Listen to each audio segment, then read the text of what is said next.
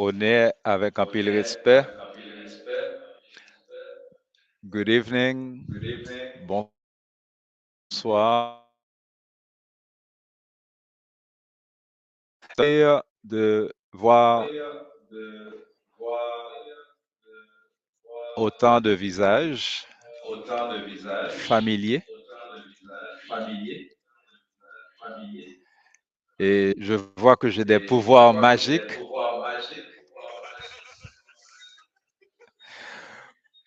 Au lieu d'être une personne, j'ai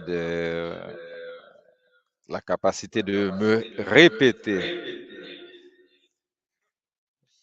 Il me semble que c'est quelque chose que nous allons régler très bientôt.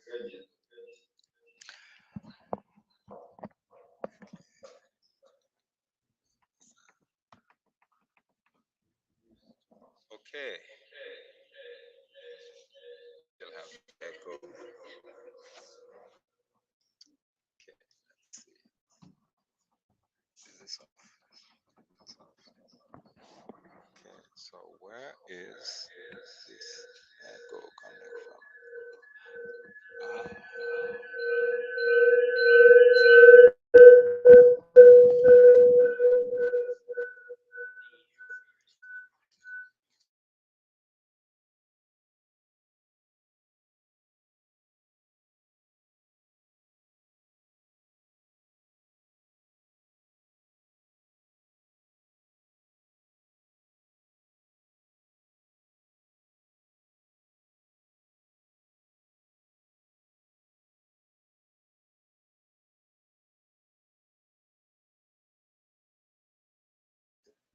Okay, let's test again.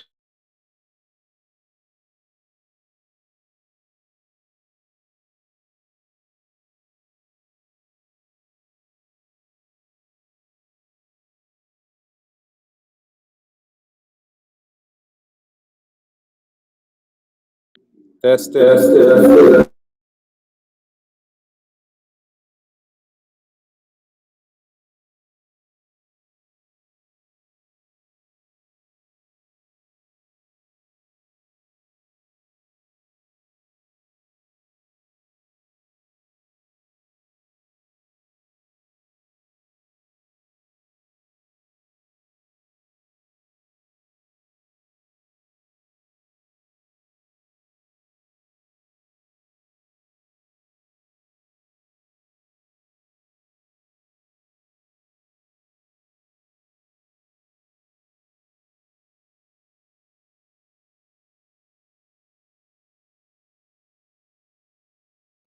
Hello.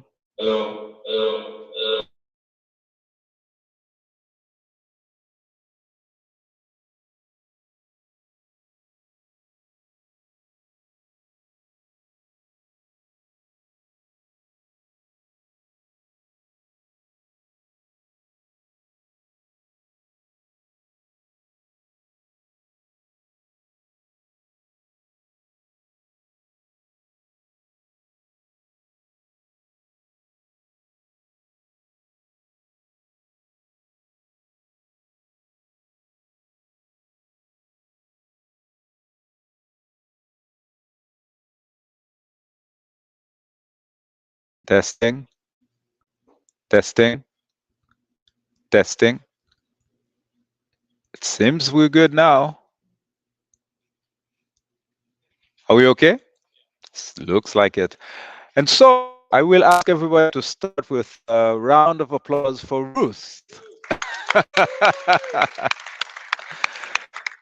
Merci à pile, Ruth, who actually welcomed us at the Bronson Centre tonight and is working miracles beyond the call of duty to help us have this event here tonight.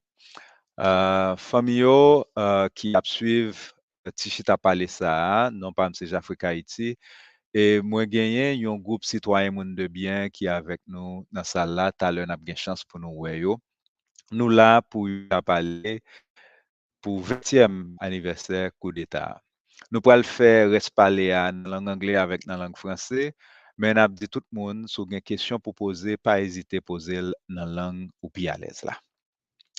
And so we are doing this gathering in order to make sure that as many people as possible are informed about the crime against humanity that is ongoing in Haiti.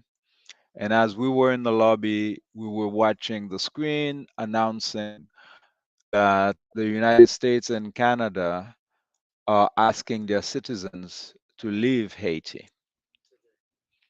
Now, what are they planning to do tonight?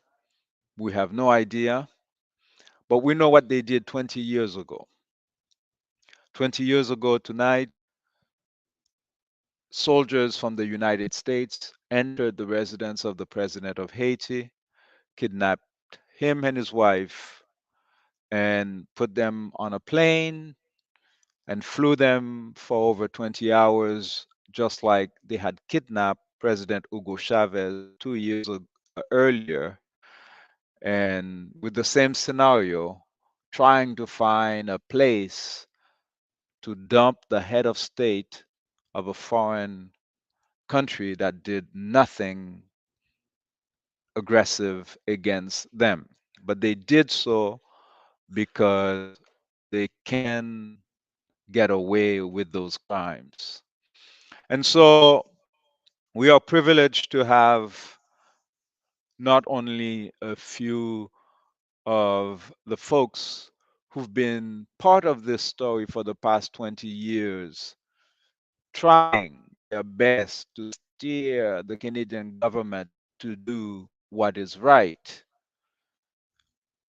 We are also joined by a comrade from Haiti, and we are hoping that the conversation we will be having tonight will help us find what we need to do but have not yet done in order to make our solidarity more effective.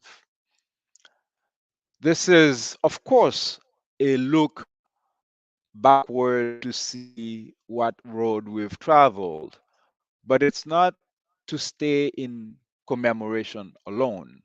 It is really to see how we can ensure that we take our solidarity with the people of Haiti to a higher level where we can have impact. And we have seen examples of genuine solidarity with Haiti. We can talk about the examples of Cuba, the examples of Venezuela, but we can also talk about individual communities that have identified niches of where they can actually have a positive impact. And we will be discussing that also tonight.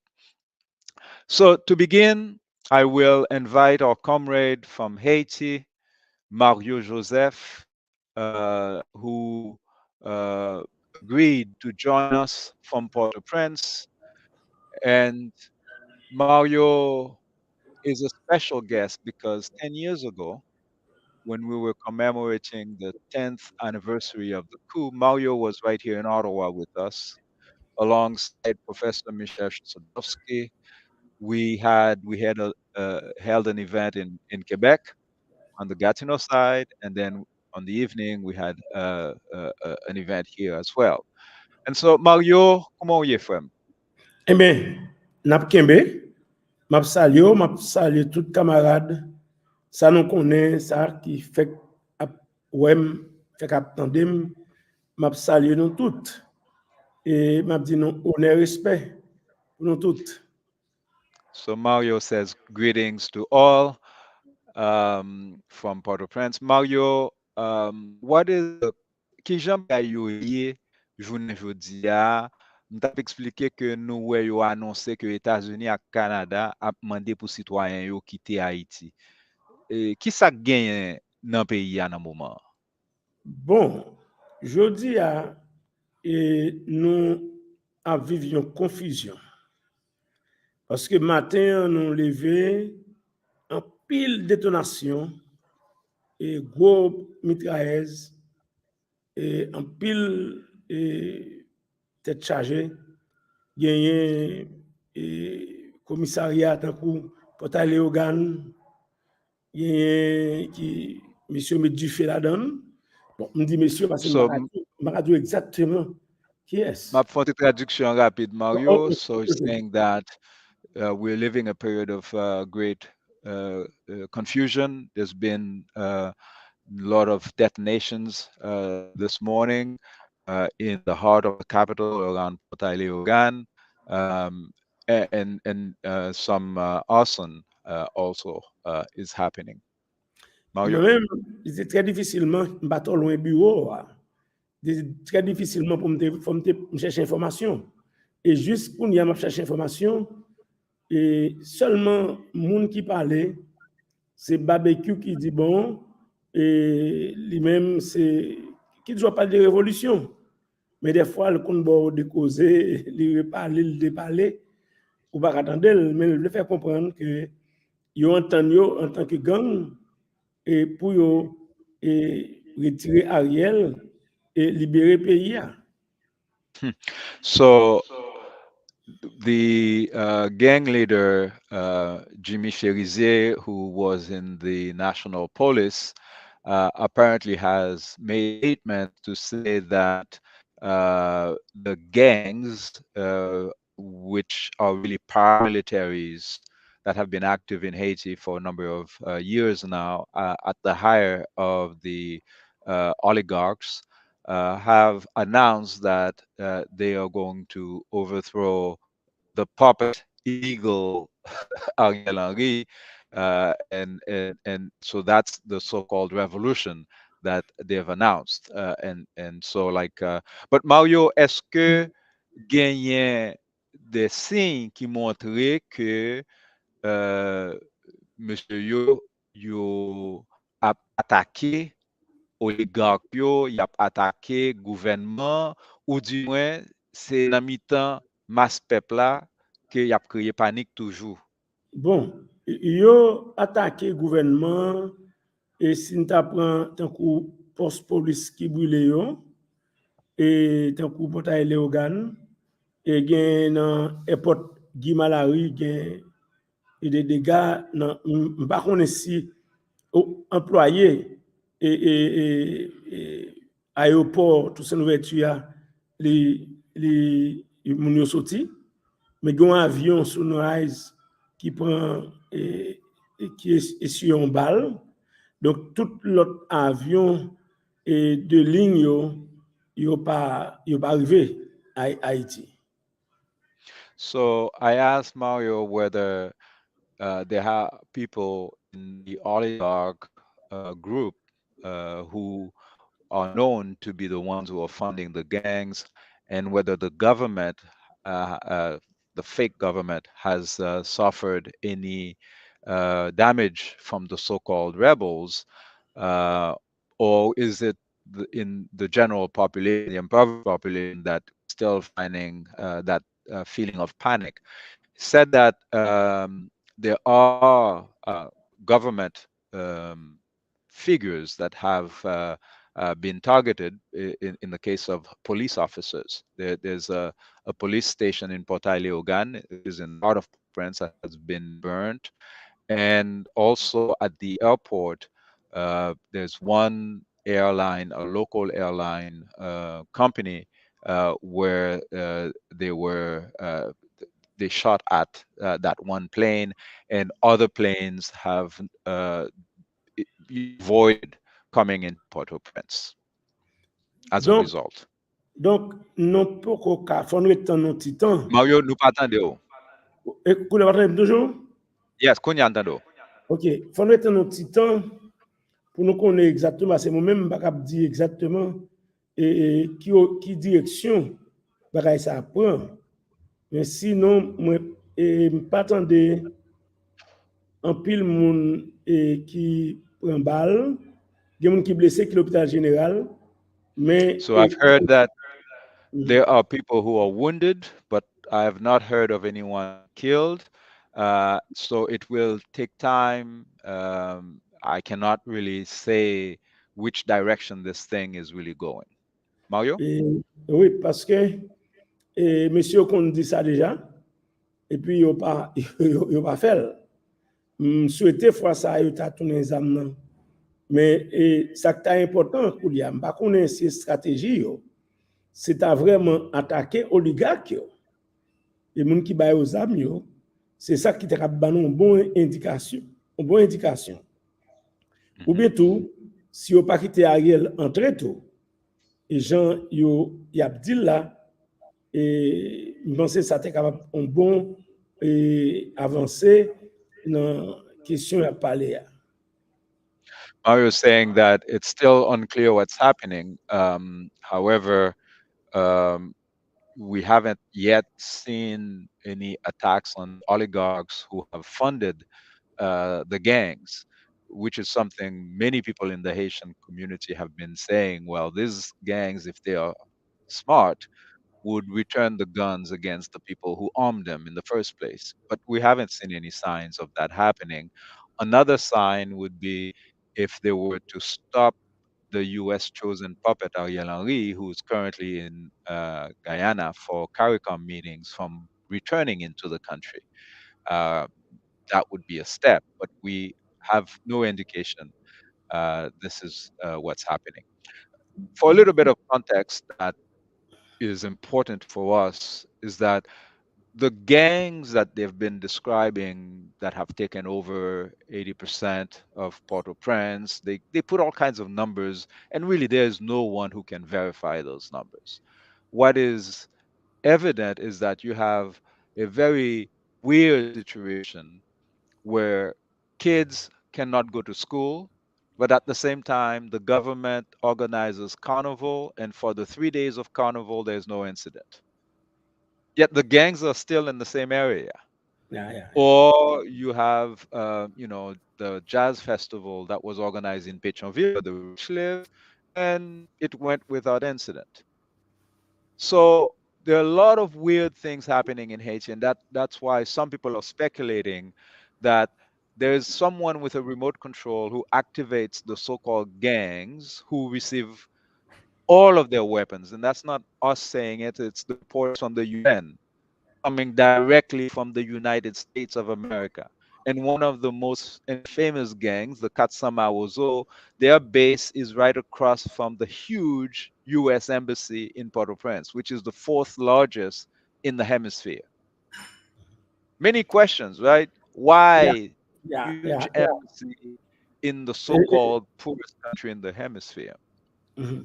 And Seulement, then these gangs right across from it, who a couple of years ago kidnapped, they said, 17 white US missionaries. And with a number of days, the US did not activate their drones, they did not do anything. And when these people were released, they claimed that it was Jesus who released them miraculously. yeah. Anyways, Mario, Mais mon yo très by, sceptique. nous partons Oui, encore. mon yo très sceptique. Parce que barbecue, vous m'entendez toujours? Kunyantando. Ok. Et barbecue, qui compte toujours dire c'est révolutionnaire, c'est lui-même qui parlait, comme porte-parole gang. Il dit, mon yo pas besoin de peur. Et c'est Ariel, yo, c'est dans une certaine révolution pour changer le système, non? Et qui a passé par, pas quitter Ariel, retourner en Haïti. Donc, mais mon So yo, apparently, Barbecue has spoken. That's the Jimmy Cherizier is on the list of people that the UN claimed to sanction, and his name has been on a search warrant with a search warrant since January 2020. And 4 years later, he has never been arrested. And so he's saying that the people don't need to worry. This is the revolution, and that their focus is to not allow Ariel Henry to come back to Haiti. That's what they're working on, and that the people don't need to worry. But Mario? monsieur a dit ça longtemps. He's Mais been saying that for a while. n'a faut nous retendre pour nous ouais nous pour capable et tant que Haïti liberté nous pas qu'à dire monsieur sont révolutionnaires vraiment mais n'a prétendre pour nous et connaît côté orienté mais situation très difficile j'en dis là l'école fermée banque fermée tout bagaille fermé pour journée en net et tout même bagaille qu'on prend chance ouvrir quelquefois mais yo tout fermé net ça veut dire donc c'est le et ou capable jouer boule dans la rue là.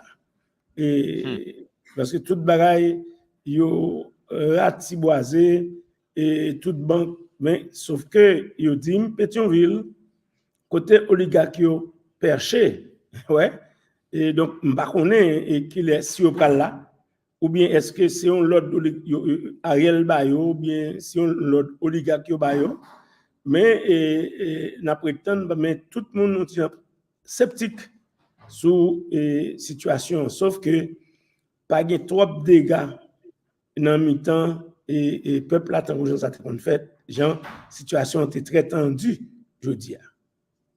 Mais est-ce que gagné banque qui ouvert Pétionville? Pas d'information même penser Pétionville semble être plus ou moins ouvert. So Mario is saying that the only positive to date is that there hasn't been people victimized in the impoverished population so far as they know. But also all the talk from Jimmy Cherizier and his gangs saying that this is a revolution, there hasn't been any sign that the oligarchs who are up the hills in Pétionville are worried whatsoever. And even the closing of banks in the main town, the main city of Port-au-Prince, it's not evident whether the same thing happened in Pétionville. The mountains, that's where the rich Haitians live. Like I said, you have an eerie situation where you can have pub jazz happening up the mountain, people dancing and beautiful music and dining and everything. Meanwhile, down in the majority of the capital city, everything is stopped. The kids cannot go to school, etc. Yeah. Mario, ta Mhm. remè sou ta kapab fon ti pale nou un peu de situation la justice dans peyi ya, au-delà de l'immédiat. Ouais, théâtre qui Bon. gagne chaque semaine Et, qui occupe nous.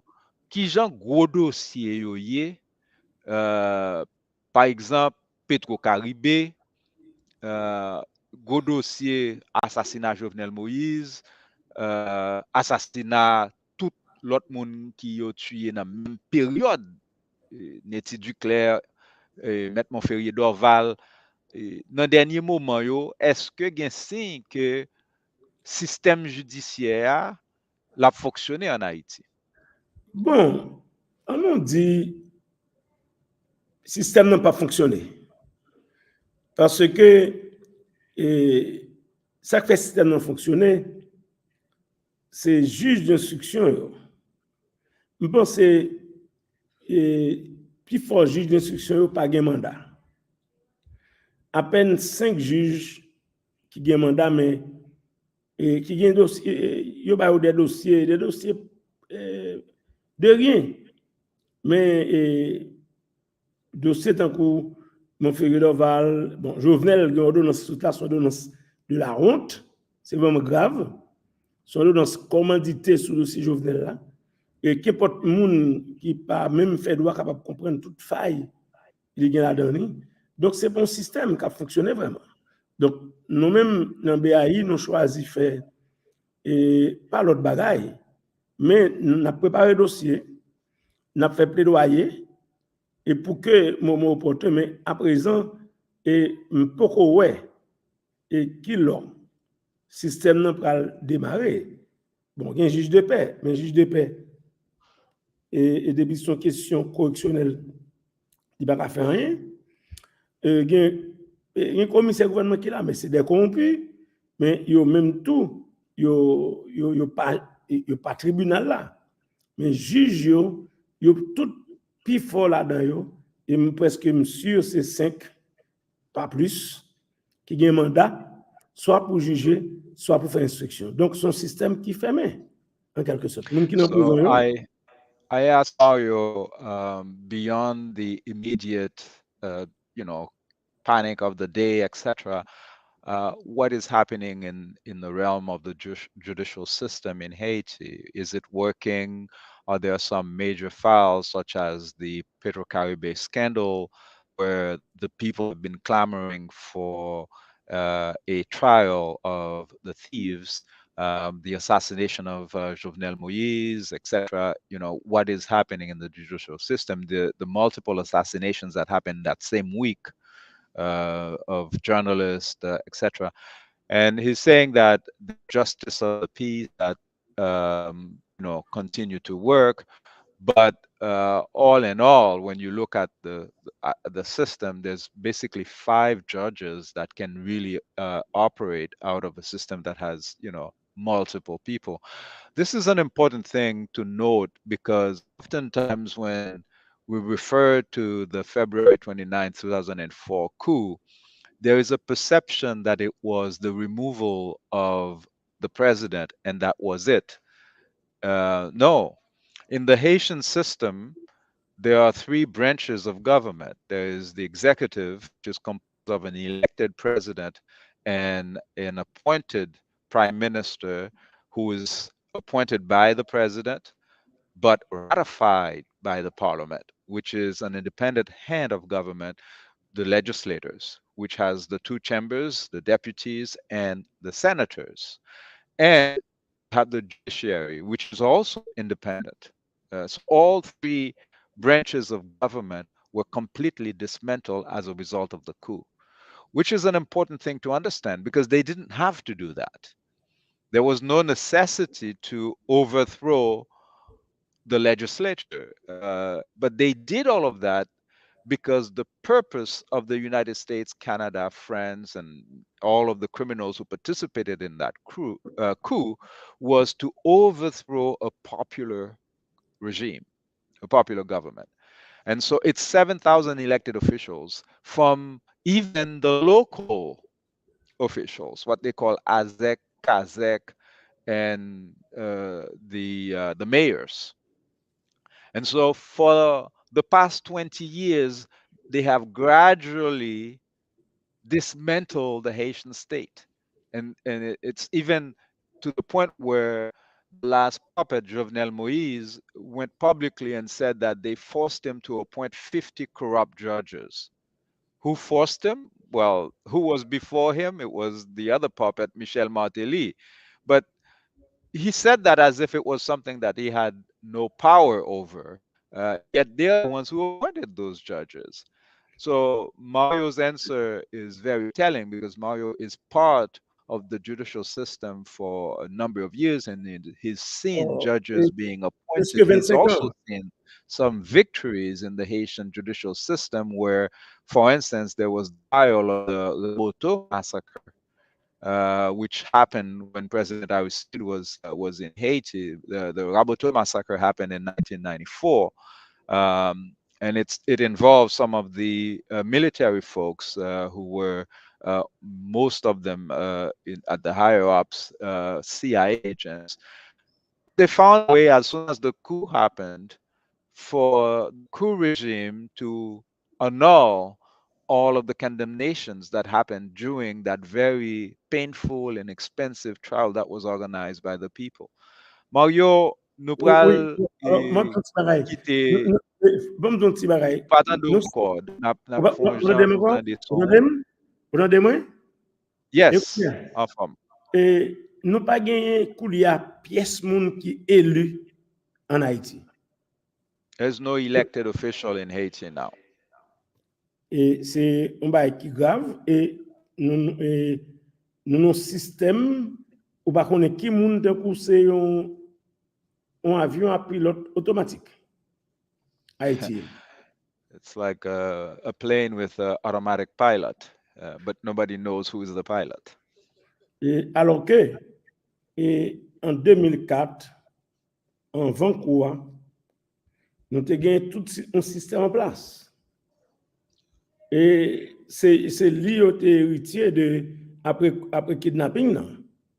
Mais à partir de 2011, PHTK Matéli Jovenel, il n'a pas jamais fait élection pour plus de 14 ans.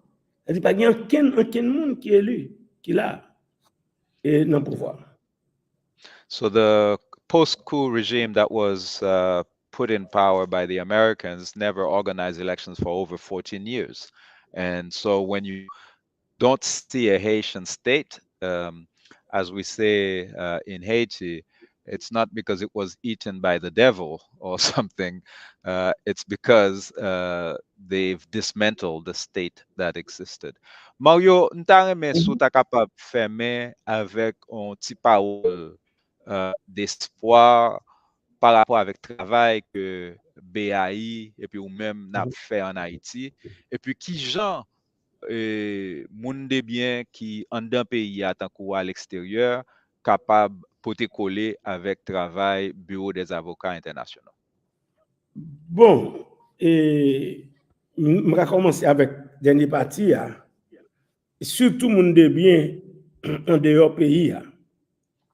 So I asked Et Mario to tell us what his organization, Bureau des Avocats Internationaux, are doing in Haiti, and to offer us a glimpse at what can be done with people of goodwill inside as well as outside of Haiti. With Mario, Makuto. moun yo vle justice, yo vle droits humains yo respecté. Mais le problème pays d'Haïti, il pas en Haïti.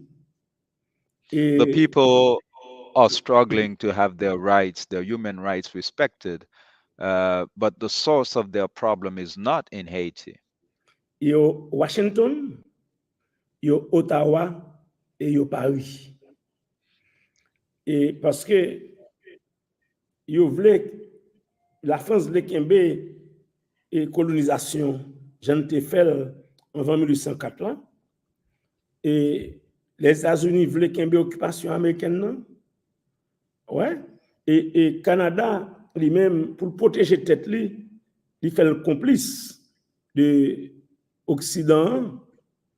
Et même si on dit, même Canada particulièrement, veut respecter et ces pays qui respectent le monde, il y a une structure pour ça, etc. Ils mettent avocats sans frontières, mais c'est du pupitia.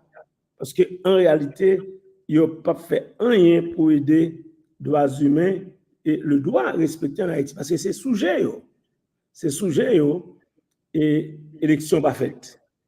Pas de parlement, et exécutif n'a pas existé, c'est Ariel qui seul met à bord, et Ariel pas élu.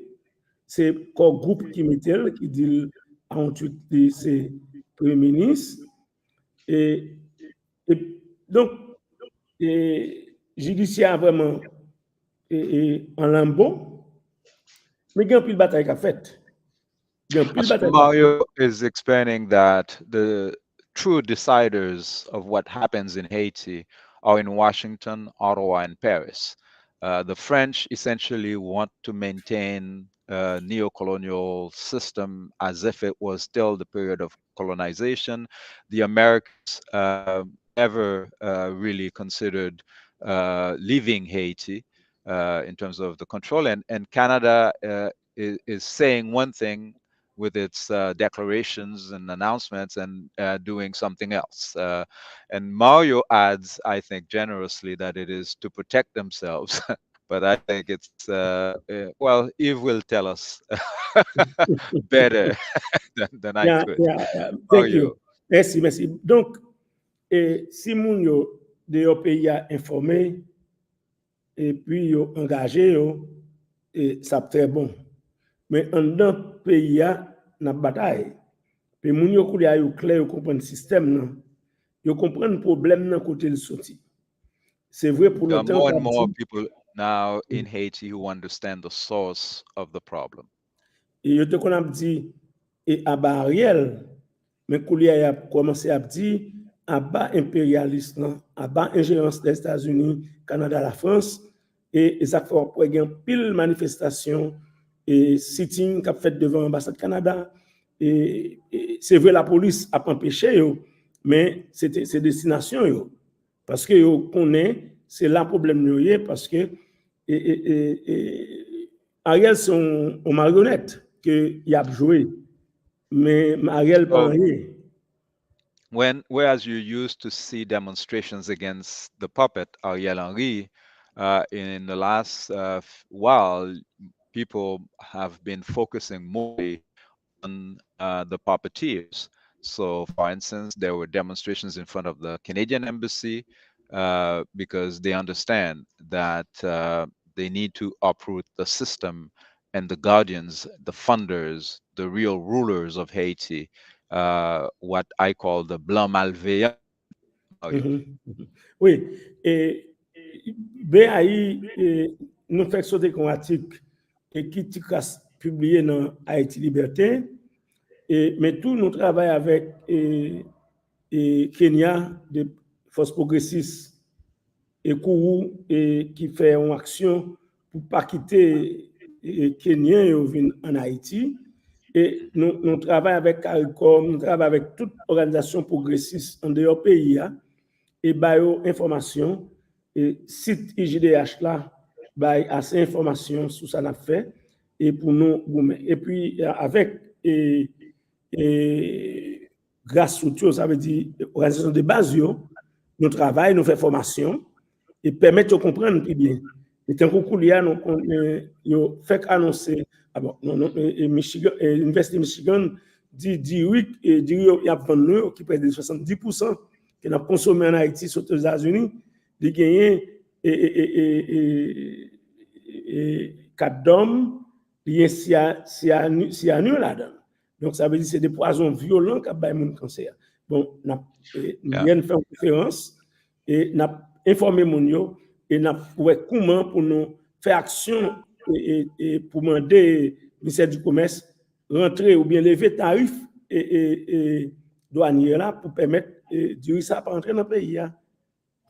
So Mario is explaining how BAI, Bureau des Avocats Internationaux, works with grassroots organizations inside of Haiti, as well as progressive organizations outside.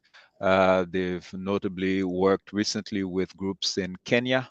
There's a legislator in Kenya, his name is Aukaut, and he challenged the proposal of William Ruto, the puppet president of Kenya, to send troops to Haiti. And so there is dialogue that did not exist before that is taking place, not only with grassroots organizations within Haiti and in the Haitian diaspora, but also outside. And he's written, BAI has articles that express their opinions. You can also find their work expressed in the page of IGDH, which is International Justice and Democracy Haiti. Yeah. So you can find out more about what they're doing through those channels. Mario? Et puis, pour nous engager, mais nous clair que ce soit peuple américain ou bien peuple Canada, nous connaissons de bons monde là-dedans, même si même gens tout gagne vagabond. Mais le gouvernement, il faut que gouvernement, et qui ça fait la caille et ça fait en dehors pays. Donc, c'est un gros problème dans le respect de nous en Haïti que Canada a aidé les États-Unis, et même s'il n'a pas fait directement. Et tant que, par exemple, semaine passée, chargé d'affaires américain entré dans la radio, ça Ariel dit là, il te dit déjà, tant que c'est eux-mêmes qui ont baillé l'ordre, c'est eux-mêmes qui ont dit qu'ils ont pour nous, et qu'il a fait élection, qu'il n'a pas fait élection. Donc, nous condamnons les ça, nous écrivons sur eux, nous condamnons, et nous souhaitons que l'autre camarade qui en dehors pays qui camarade progressiste et chercher information tant que gens on fait l'argent, moi c'est une très bonne initiative pour faire nous connaître vraiment ça va passer à Haïti et comment pour aider nous et dans la bataille ça parce que gros problème non c'est ingérence les États-Unis. C'est les Merci, États-Unis Apil. D'accord. So Mario, before this last segment, also spoke about the fact that University of Michigan just released a study that showed that the rice that is coming from the United States is poison, has high level cadmium and arsenic, and is causing people to get high level of cancer in Haiti. And so organizations like BIE and other grassroots organizations are informing the population, putting pressure so that tariffs were lowered, years ago, could at least increase so that they could keep those the rice dumping that the Americans are practicing in Haiti to stop, especially when there's a lot of effort now to reinvigorate national production in Haiti, not only of rice, but all kinds of other staples. But Mario also said that it's through events like this that we see what is most important. That is, in as much as the Canadian government has been faced with imperialism, of racism, of hypocrisy towards Haiti, the faces of ordinary Canadians such as yourselves gathered here today is a stark reminder that this country also has beautiful human beings, brothers and sisters, who can show genuine solidarity to the Haitian people. And that is very valuable for people who are also struggling for justice in the world. And so Mario, Nabdou, merci en pile. Nous content d'être autant. Nabdou continuer faire ce qu'on a fait pour protéger tout et puis tout l'autre camarade qui n'a goumé. En pile respect, frère. Merci. Merci pour Ah oui, Mario Faoué Mounio. Yeah. Bel moun, En pile bel monde. apil bel moun, apil bon moun. Moi André, moi bien quelques monde moi là. Ouais. Ou pas ouais Yves Engler? Oh oui, Ou faut moi lever Yves mon. Engler. Ou Yeah, pas moi Yves, Yves Engler. joyeux. Moi Yves Engler.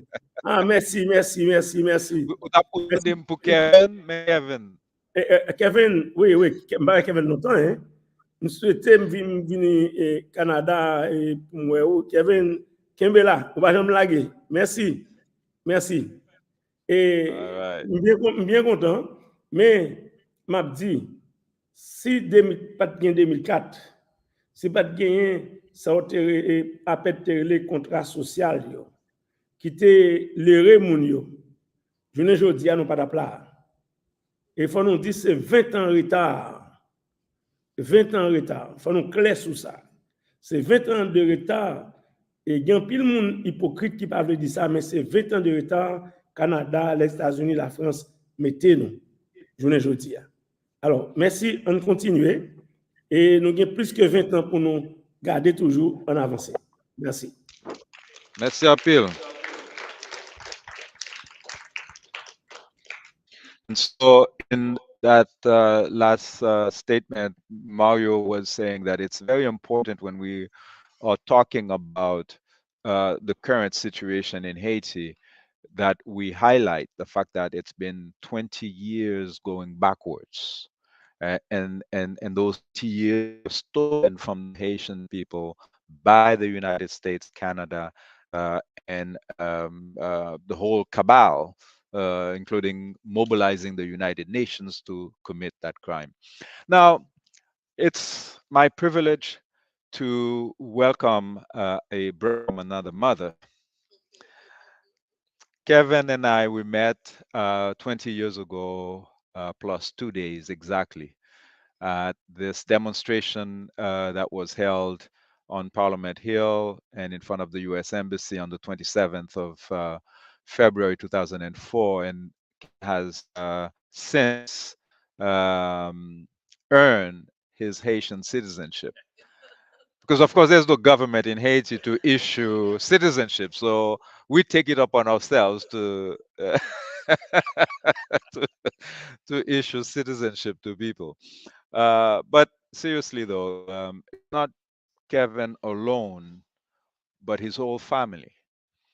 His mother was a dear mother to also, I would say, myself and my wife, who is here in the room. And we often speak of Mary Scarrett. Um, like that, you know, I took pleasure at challenging the raging grannies when they said they were interested in what's happening in Haiti. And, you know, I said to them, well, buy a plane ticket and go, thinking that, you know, of course they're not going to go. Well, they went and they saw for themselves and they showed courage, they showed beauty, they showed, you know, humanity, and they denounced what was happening. And should also say that Kevin's father, Brian Scarrett, has also been an amazing soldier. They were part of that delegation that went to Caracas in 2006. Um, these actions, they are worth more than gold, diamond, and all these other things that they value. And it's important for us to know, especially when now Mary is among the ancestors, for these people to know that the traces that they have left are admired, appreciated, valued by the people. All right, Kevin, take the mic.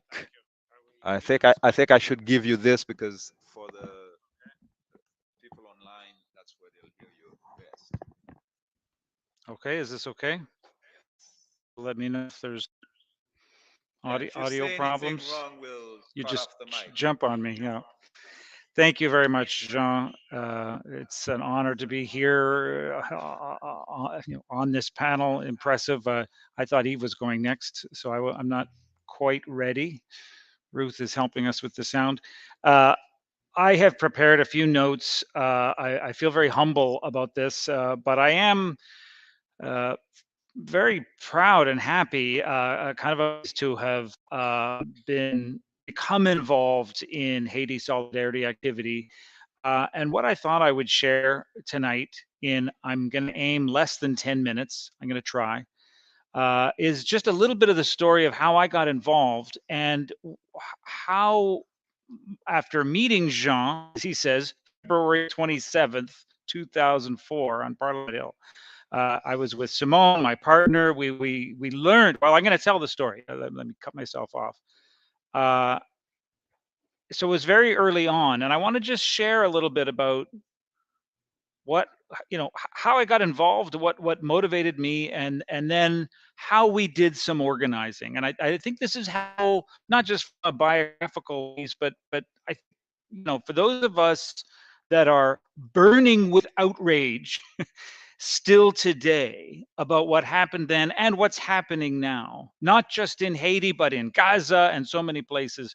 We want to figure out how to organize against it and how to present a growing challenge to our governments and our institutions. So that's why I wanted to share this. So I've prepared a few notes. I'm going to try to do this quickly and hopefully be of interest. So just to say, in a humble way, so again, my name Kevin Scarrett. I just working for 30 years out of the labor movement. I worked for CUPE as a researcher. Grew up in Guelph, moved to Ottawa, been in Ottawa since 1986. I got radicalized as a student, became a person of the left in many ways, and like a lot of people in the 2002-2003 period, got involved in the anti-war movement. Consider myself part of the anti-war movement, but I also considered myself an anti-imperialist. And I know we've got a number of people that probably identify that way in the room tonight. Probably maybe almost everyone in the room. But I say with incredible humility that I didn't really know imperialism until this, how this traces. So I did, I would say, become, I'd like to think, I read my Noam Chomsky, I read my Radical Political Economy, International Political Economy, and was very involved in anti-war organizing around the Iraq War. In early February 2004, I knew very little about Haiti. I knew the revolution, a few headlines, appallingly little about the actual world historic significance of the Haitian Revolution. I learned this later. But I did start to see reports in our mainstream media about violence in Haiti, gang violence, some militias had started something. And it made me curious. I had been alerted by the Iraq War and so forth. I had been alerted to how the media distorts things. And I didn't believe what was being presented. So I started to do some reading. And literally, I'm talking about around February 5th of started to do, and my partner Simone will remember this. Within about 4 or 5 days of reading, I became convinced that a coup was underway, and this was an outrageous attack on Haiti's democracy and our government. And not just our government, even some of our social democratic political party leadership, our trade union movement, most importantly, our non-government organizations that are supposedly the human rights fighters and the progressives of Canada and the internationals, they were involved and implicated. This is what I started to be convinced of. And I saw, and then I'm looking for the left-wing, the anti-imperialist left-wing scholarship in academics in Canada, like doing analysis, and I found almost nothing. There were no people really specializing in this. And then I saw on a website, a left-wing website called ZNet, American website, an article by a guy called Anthony Fenton, February 7th, writing about Canada and in Haiti, and it was a very critical. So I got in touch with Anthony, and we started to exchange about the NDP is nowhere on this, and this is a coup in the making, and what are we going to do about it? He told me about a guy in Ottawa who is from the Haitian community who was doing some organizing, and his name was Jean Saint-Ville. And he said, there's going to be a demo, you should go. This was on February 27th. And so I told Simone about it, and we went up to the hill and found 50 or 60 from the community, entirely people from the Haitian community, nobody else. And I got to be honest, I still felt very nervous, uncertain. I mean, I was angry and I was pretty convinced, but I was also kind of nervous because what we had all been told is that, Aristide is a human rights abuser and lost his democratic credentials, et cetera, et cetera. So I wanted to talk to Jean. Here, poor Jean is like running around, trying to organize a demonstration, and I'm bugging him, and he doesn't know who the hell I am. He was very patient, and the demonstration unfolded. By the way, Jean didn't even promote his own video. He just completed editing of a very snappy 12 or 15-minute video about that demonstration and the coup. And there's a little clip of Simone and I there in the crowd. It's really funny. But here's the point. I started writing an article about what was unfolding, convinced a coup was in process, just as Jean and the knowledgeable people in the community knew this was underway. And I wanted to get an article published before it happened. And then sure enough, Jean calls me on that Sunday, the 29th, and I'm starting to see the news, and it had happened that day.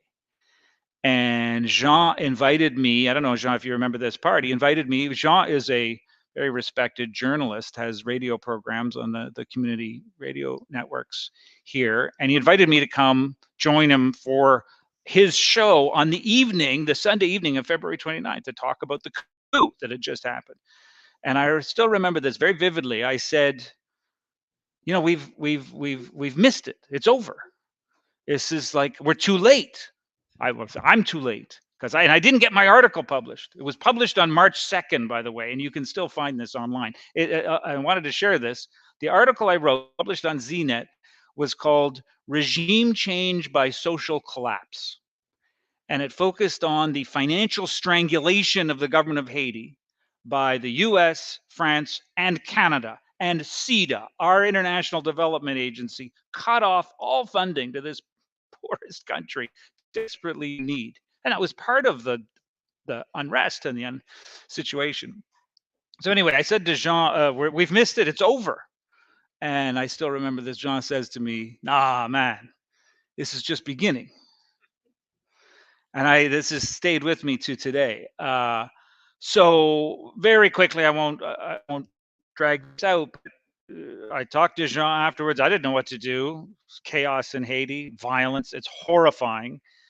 Canadian military, and we could go on about this. It was the Canadian military and the JTF, our elite squad, seized the airport to execute the coup. I mean, it's really outrageous. Never reported this way. Jean encouraged me to go to Haiti. And I thought about it, and I got contacted by a group of trade unionists in San Francisco Labor Council. We're organizing an emergency delegation to go to Haiti in the chaos of the coup. And I joined it. It was because they saw my article. And I went, and I spent 8 or 9 days on that delegation. And I won't describe it in detail, just say it was horrifying.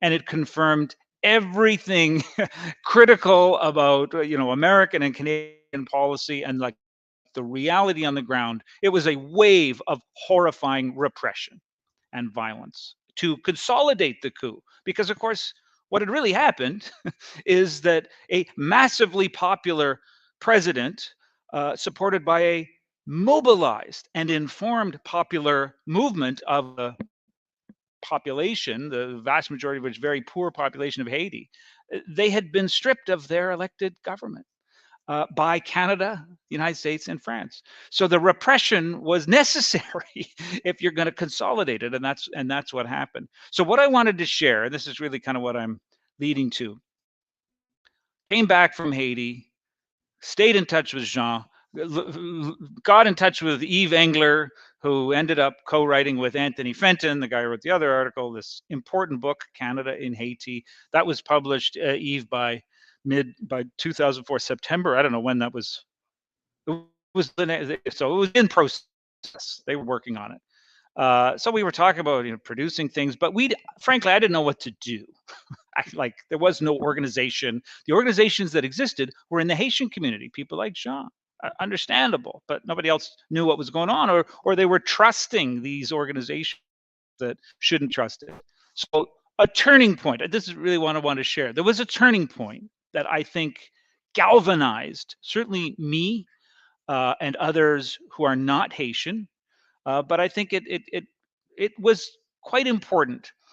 It was the publication of a human rights investigation document produced by a group led by a guy called Thomas Griffin, published by the University of Miami, published in January. And Griffin and others went on a delegation to Haiti in November for 1 week or 8 days in November, middle of November 2004. So this is like 10 months after the coup. We all, Jean, myself, a number of us, received a copy of this report, 50-page report. It was devastating. The photos, the reports, the actual ugliness on the ground of what was unfolding was, frankly, even worse than I thought or than I realized. And I'm going to read a couple of paragraphs from the introduction to that report, because I think here we are 20 years later, I think it's important to have some sense of the true brutality. And this is literally, I'm just going to read a couple of paragraphs from the introduction to this report. So it says, and this is really at the beginning of the report, after 10 months under an interim government backed by the United States, Canada, and France, and buttressed by a United Nations force, the UN MINUSTA force started, I think, in June, Jean. So the first months Only Canada, US, French troops consolidating the coup. Then the UN comes in. So interim government backed by the US, Canada, and France, buttressed by a UN force. Haiti's people churn inside a hurricane of violence. Gunfire crackles. Once bustling streets are abandoned to cadavers, and neighborhoods are cut off from the outside world. Nightmarish fear now accompanies Haiti's poorest in their struggle to survive in destitution. Gangs, police, irregular soldiers, and even UN peacekeepers bring fear. Haiti's security and justice institutions fuel the cycle of violence. Summary execution, this is what Mario is telling us still today. Summary executions are a police tactic, and even well-meaning officers treat poor neighborhoods seeking a democratic voice as enemy territory where they must kill or be killed. Haiti's brutal and disbanded army has returned to join the fray. Suspected dissidents, that's the mass popular movement, Lavalas movement, suspected dissidents fill the prisons, their constitutional rights ignored, as voices for nonviolent change are silenced by arrest, assassination, or fear. Violent defense becomes a credible option. Mounting evidence suggests that members of Haiti's elite, including political power broker Andy Aped, this is one of the sweatshop owners in Haiti, pay gangs to kill the last porters and finance the illegal army. The injured prefer to die at home untreated rather than risk arrest at the hospital. Those who do reach the hospital soak in puddles of their own blood, ignored by doctors. Not even death ends the tragedy. Bodies pile up in the morgue, quickly devoured out of recognition by maggots. Very ugly scenes.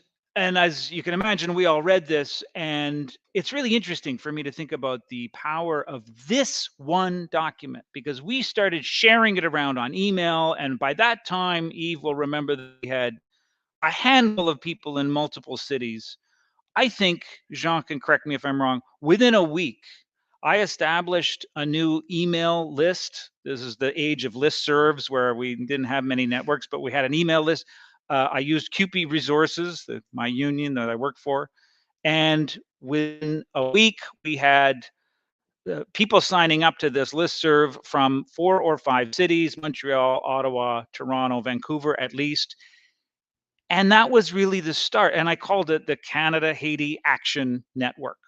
And that was the start of organizing a new organization that had previously existed, which combined, this wasn't always easy, but it combined the militants and activists like Jean and others from the Haitian community with people from outside the Haitian community, the rest of us that got activated. And we tried to organize. And I would just, I'm going to wrap up.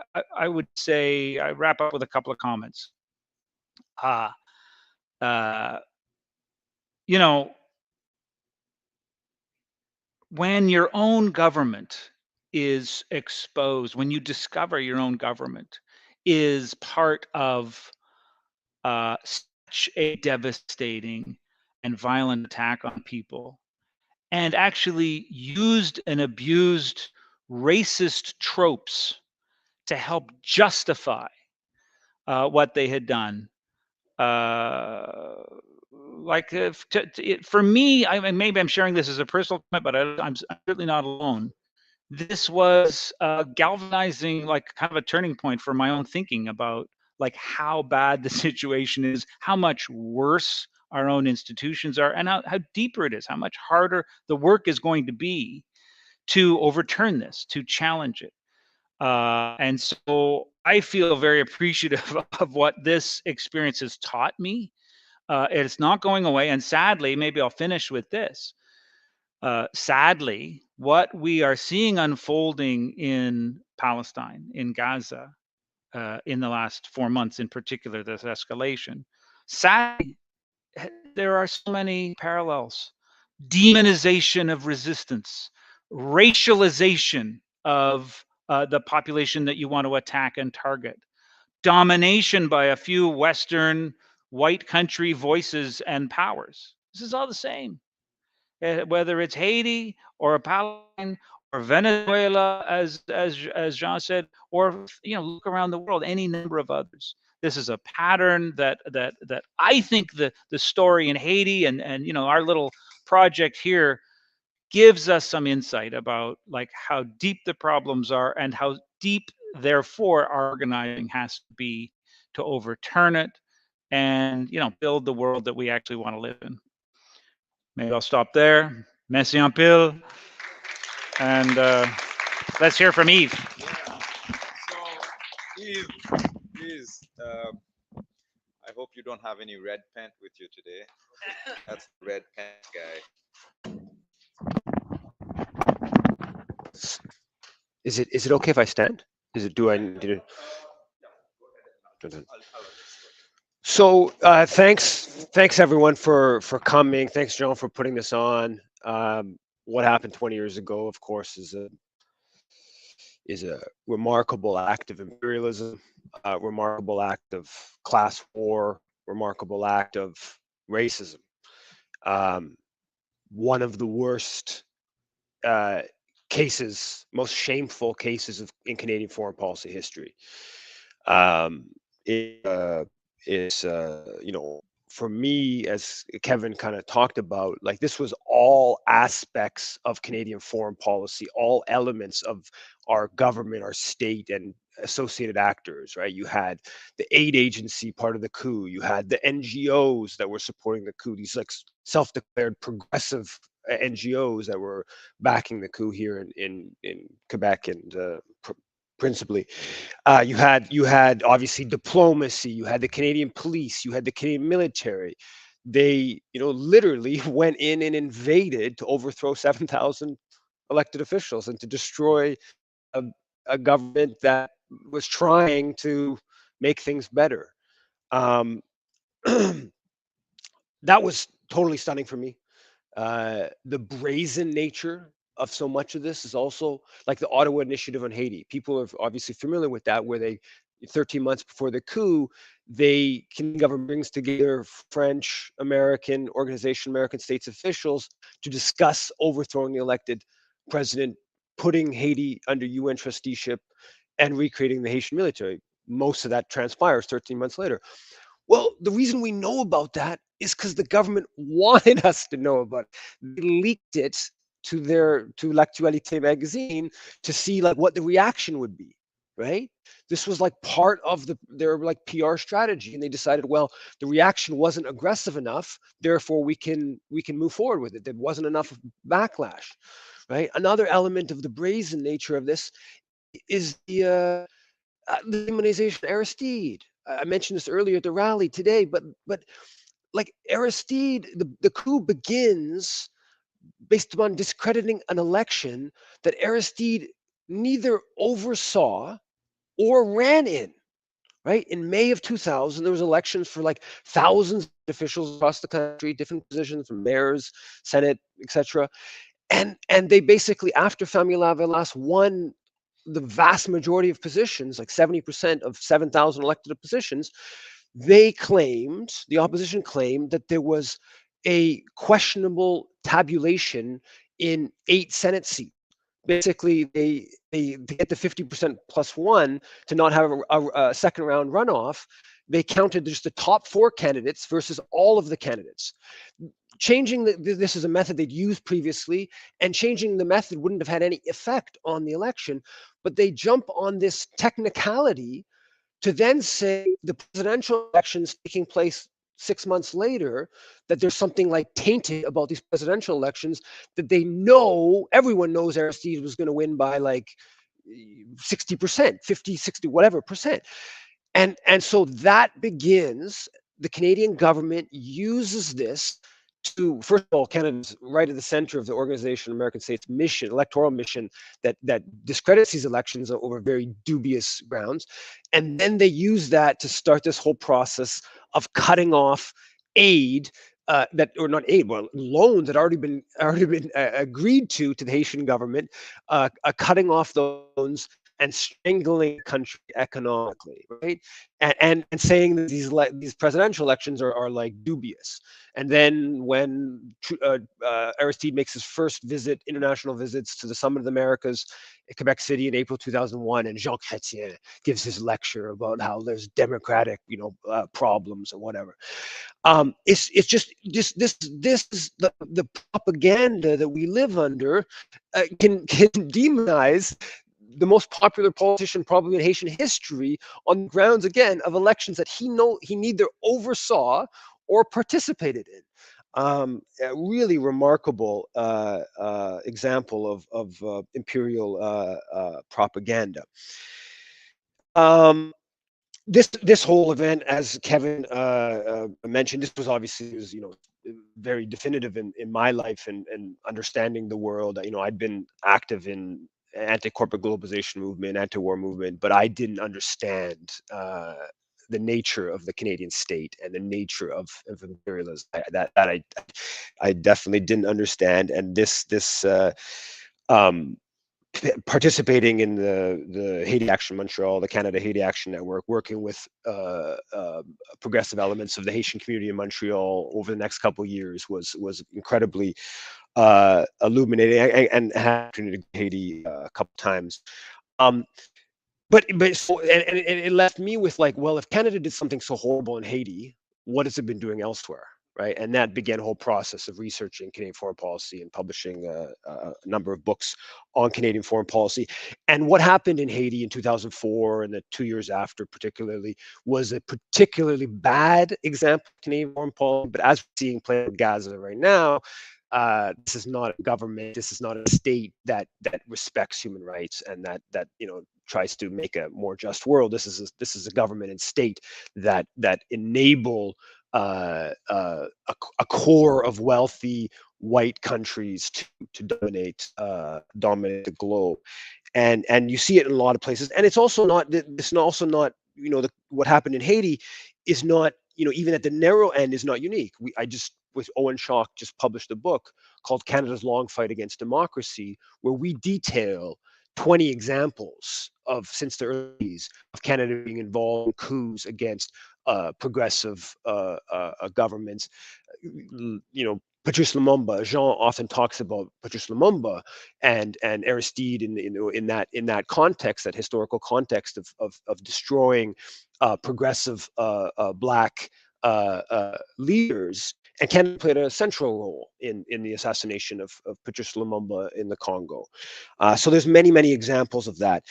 Also, I would have to say that when you go back, and I've been able to do some deeper research on Canada-Haiti, not just in recent years, but historically, what happened in 2004 and in the lead up to 2004 was a particularly aggressive Canadian involvement.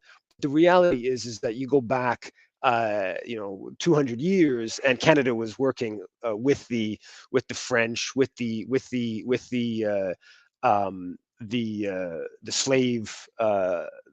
slave owned forces during the time of Saint-Domingue, and Canadians like John Graves Simcoe. Right, in Ontario, there's the day after him. He went to Haiti and reinstated slavery during the Haitian Revolution.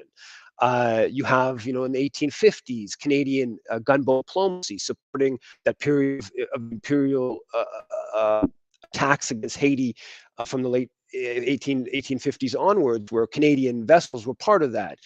You have in 1957, when Daniel Fignolet, a progressive leader, was overthrown, Canada supporting that coup. During Jean-Claude Vallier, very intense Canadian support for a dictatorship trying to turn the country into a big a repressive sweatshop factory.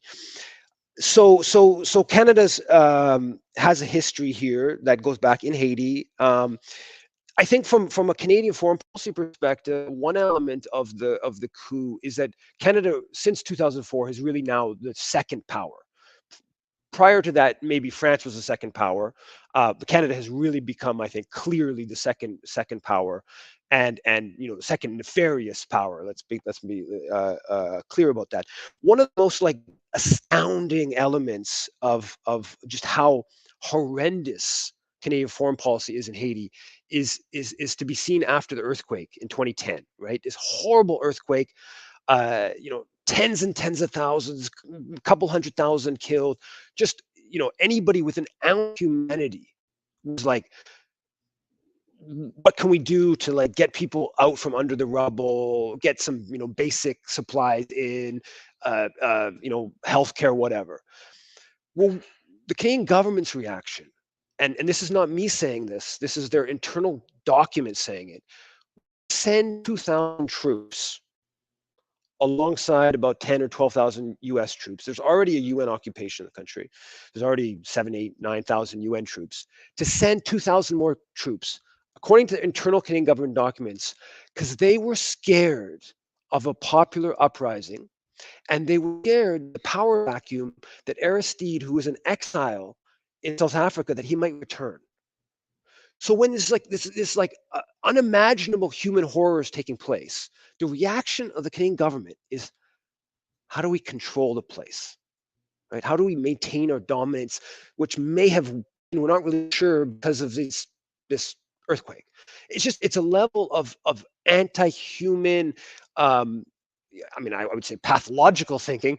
It has a logic to it. So, but it just a level of anti-human kind of thinking that's just hard to really wrap one's head. Fortunately, this coup process is, it's still going, right? And in this week of the 20th anniversary, Melanie Joly, our foreign minister, decided it was the time to announce that Canada was going to put up $80 million to pay for a new foreign intervention into Haiti, which she just did, I think, on Sunday. And that's alongside a couple $100 million, I believe, from the Americans. Canada's training troops from the Bahamas to go to Haiti. Canada has been lobbying aggressively, particularly in the Caribbean, get other Caribbean countries to join this mission that now Kenya's leading to Haiti, to reinforce. They talk about it being about security, but it's about reinforcing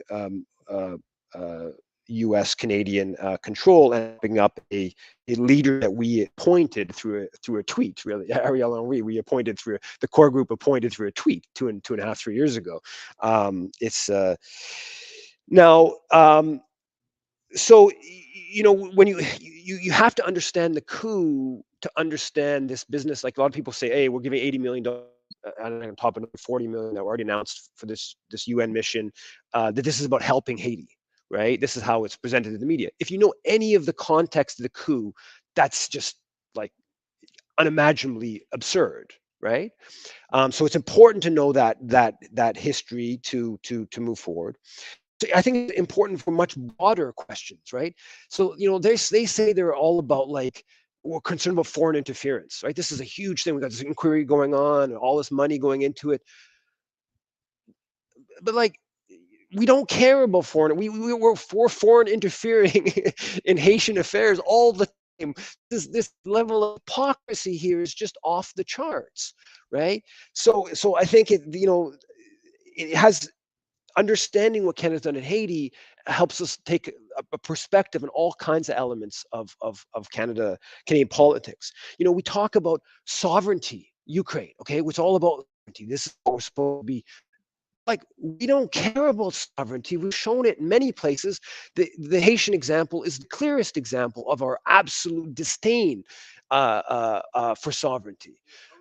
We oppose it. We aggressively oppose it. So we have to, like, if we want, obviously people should engage. I think Canadians have a responsibility to oppose our government's role in Haiti.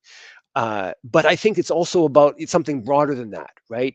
That we need to understand what our government's doing in Haiti to understand if we take seriously their, we've given $10 billion to Ukraine for, ostensibly for protecting against international law, defending international law and sovereignty. understanding what Canada's done in Haiti helps us understand whether we take those claims seriously.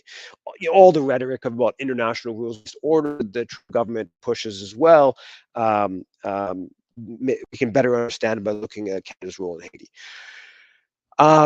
So yeah, on this 20th anniversary, I'm angry still. I'm pained by what the government done in Haiti and the terrible human impact of that. And I think we should all be really angry at what our government's done in Haiti and continues to do. I'll leave it at that. Thank you.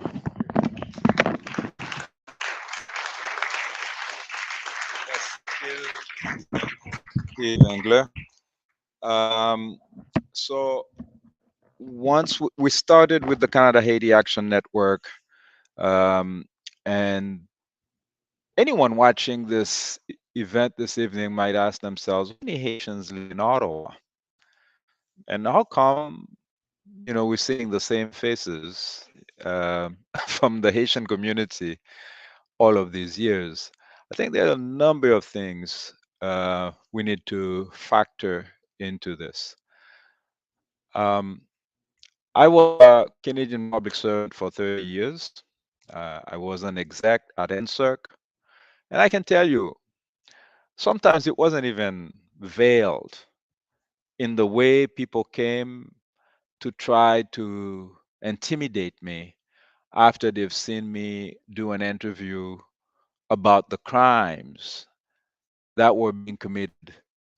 My money, my taxes. And so imagine, I was an executive, I had permanent status. I knew they couldn't fire me without paying a price, because I would tell the truth, because I am convinced why I'm involved in this. But now imagine, look at the stats of how fragile Haitian families are in Ottawa, in Montreal. What kind of jobs do they have? You remember during the COVID crisis, the angels, that's what they call them, right? These people who were working in the hospital saving lives. And then once they didn't need them anymore, everybody just forgot about these people, disposable people. So people are well aware. And so one of the reasons why you won't see a lot of Haitians demonstrating in the streets today, and it's a shameful thing to admit, many of them are scared. White ferocity has shown its face. They have said they don't want this person to be your president, and they're willing to commit any level of crime to stop that from happening. And they will kill thousands of people. And that's why the few of us that have privilege stand. And that's why every now and again, I call upon people like Michael Jean, who should know. She wasn't chosen in August 2005 to become Governor General of Canada because she's pretty. She was chosen because they knew they had just committed crime in Haiti. They needed a black face to cover their crime. And she played along. She's not the only one who played along. A number of Haitians who are well placed in Montreal were part of these meetings plotting the coup. Some of them participated in the coup because they didn't understand what was happening. Some of them have admitted that they messed up because they bought into the class thing that was fueled, that Aristide supporters are the darkest, the less educated. They were brainwashed by his superpowers. A lot of people bought into these things. And so, anyway, I just wanted to say that. So when the movement started to lose steam because we've done all kinds of things. We brought in Kevin Pina from Haiti, the filmmaker. We brought in Patrick Elie. We brought in Lovinsky Pierre Antoine. We showed the evidence to the Canadian MPs from all parties, conservative, liberal, NDP. They knew, and at a certain moment, I remember we were having this discussion saying, like, what's the use of telling these people what they already know? We're not educating them. They deliberately committed the crime. And so I remember myself saying that, well, I need to spend more time in the Haitian community. And I started to spend more efforts in community organizing, etc. And then in 2018 in Montreal, a set of beautiful people started Solidarité Québec Ayiti, which was centered around supporting the revolting masses in Haiti, clamoring about the Petro-Caribbean thieves, the people who stole the money that was mobilized to help Haiti develop. And it's my privilege to have met these beautiful people. It's a couple. They drove from Montreal this morning to come here. Frandre and Jenny Lossley, please come and tell us why you are not scared. How come you're not hiding under your bed as you should do when the Canadian government is committing crimes in Haiti?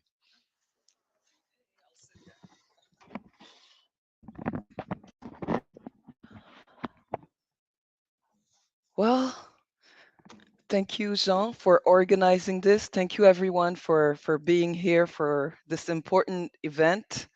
Um, it's been 20 years, and what is going on in Haiti right now is the result of what started in 2004. Back in 2004, I did not understand exactly what was going on. I do remember listening to the news and being shocked by the fact that foreign soldiers could just go into Haiti and take the president away, kidnap him. That was what I remember from the news at the time. And back in those days, I was at the University of Montreal. I think I was involved with the Haitian Students Association. And up until that point, we were still in a mindset where we were talking about Canadian aid towards Haiti, humanitarian aid, and NGOs that would help with the development of Haiti.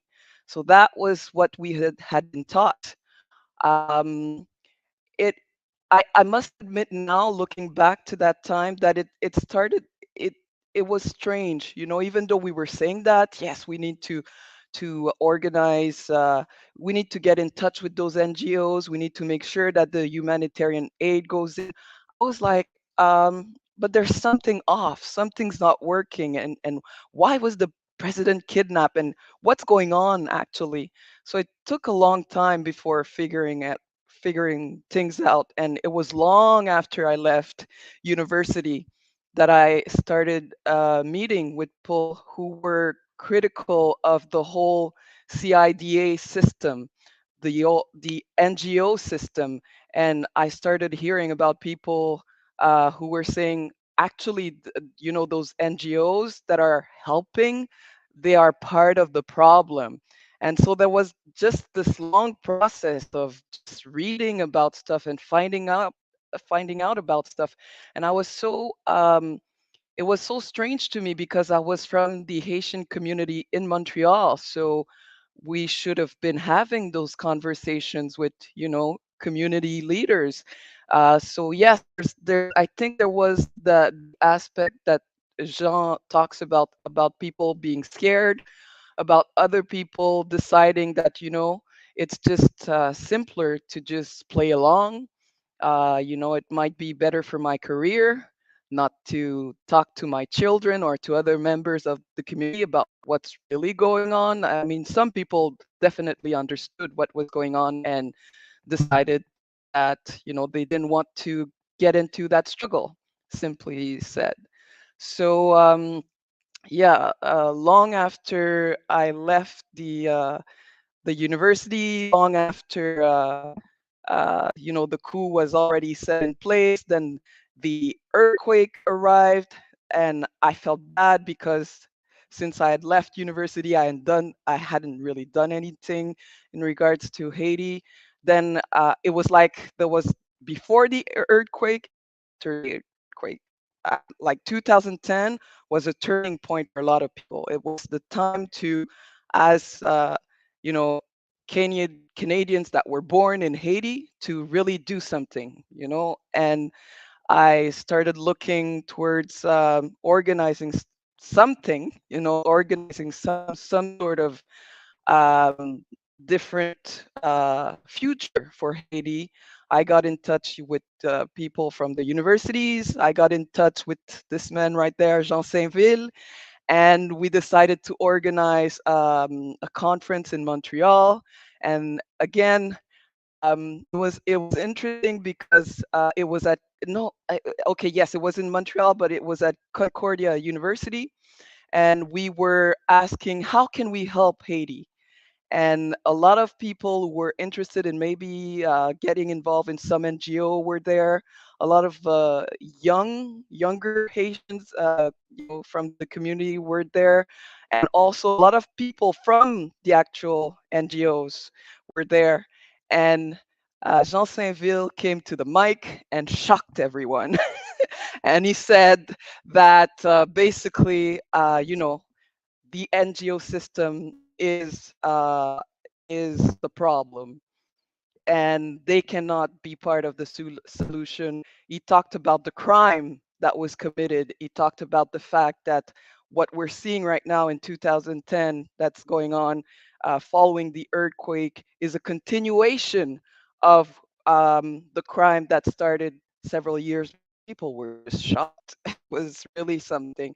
So that was also an important event, and it took a lot of years, a lot of organizing in the community, and we've had our ups and downs. I want to talk about that to tell you that the community, those who understand, who've been in the struggle for a long time, it was very hard for us because, on the one hand, we have to deal with people who, are just trying to make a living. Like Jean said, they work very hard. They're listening to Radio Canada, and they're getting a narrative about what's going on in Haiti, and others who tell them, no, there's something else going on, and Canada is actually an imperialist force that is oppressing Haitians.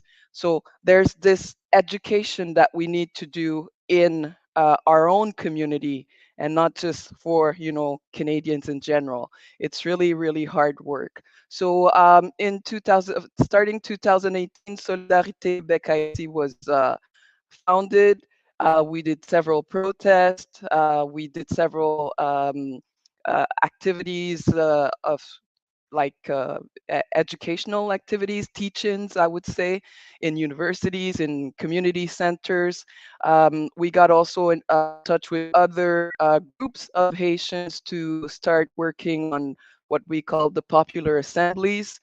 So we were meeting regularly. We've had like since the past year over 14 or 15 popular assemblies. So it's a way to talk about what's going on in Haiti on a regular basis. And we've come to the realization that what we need to organize is international solidarity with Haiti. Because honestly, the mess that was created in Haiti is something that I don't think it can be solved if there is international solidarity.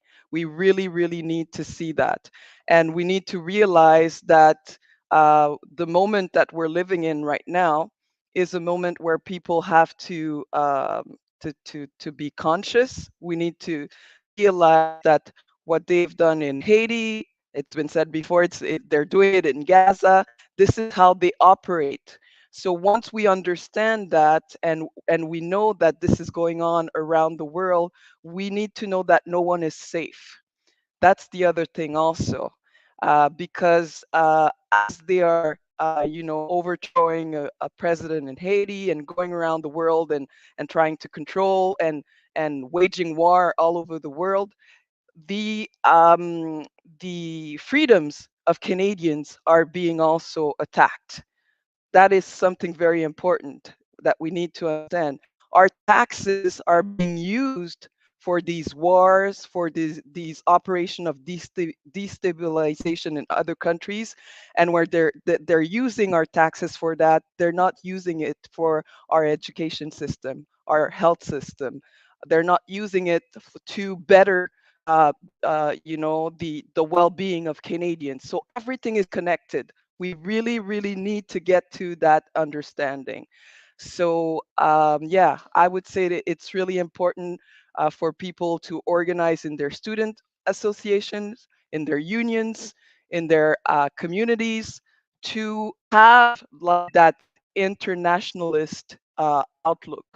If you're part of any organization that is saying that they're interested in human rights, that they're interested in what's going on in the world, and they're not talking about anti-imperialism, they're not talking about being anti-war, they're not talking about stopping foreign invasion or foreign interference, then it's not a progressive organization. That's what you need when you go, you get out of this evening and go talk to your friends and your colleagues and your community members. That's what you need to tell them. Now, today in 2024, with what's going on in Haiti, in Gaza, in Ukraine, if people don't have that understanding that they have to be anti-war, anti-imperialist, and that they have to be against our government funding this destabilization in other countries, then they're not progressive. It's as simple as that. So that's what I would like to say, and I hope you go out and spread the message.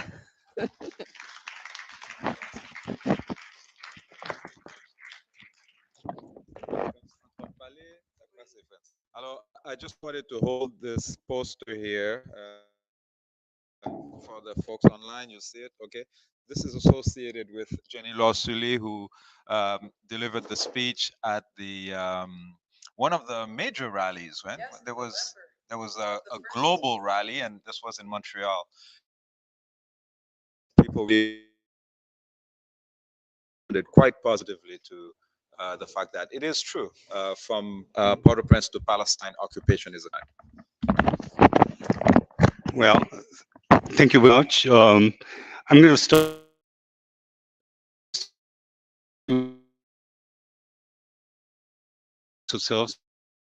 I'm showing you a lot of respect for being here. I just wanted to say maybe a few words in Creole and French because we do have some people following us tonight. Alors, m'a souhaité nous bonsoir, merci que nous la soyons. C'est une journée vraiment importante parce que 20 ans de ça, il faut un coup d'État sous Jean-Bertrand Aristide, qui était un président démocratiquement élu. Et depuis ça, il a continué à piétiner sur nous.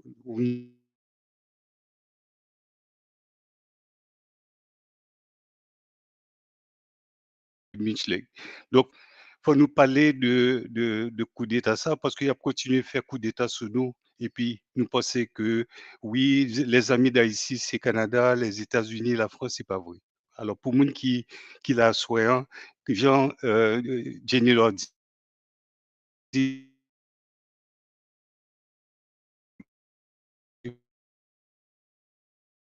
sauvez-nous, c'est pas vrai. Alors, merci pour ceux et celles qui sont là maintenant ce soir. Merci, honneur et respect à vous. Et j'espère que vous allez pouvoir partager justement ce que vous avez écouté ce soir. Et il est nécessaire qu'on fasse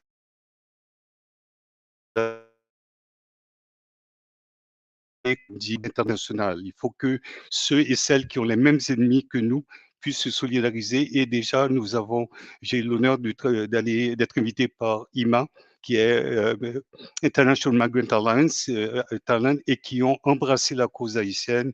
Donc, je continue à vous dire.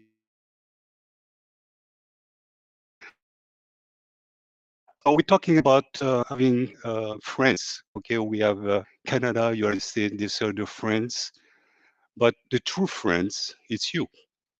you that are here today, you that brave the cold.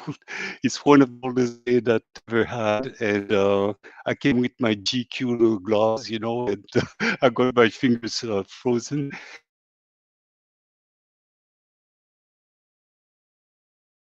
You for opportunity to talk to you about the beautiful country that is Haiti, a country that still need to come back to be la perle des Antilles. Here would be a possibility for Haiti to regain its dignity and respect, and that starts with you. And thank you very much. We are very honored to have you as friends, true friends. Okay, um, it's going to be very difficult for me to talk about all, you know, about my experience of things. I work with asylum seekers for the past 2015 and mainly since 2017. I'm doing it full time, and up to last year, April 3rd, I have a contract.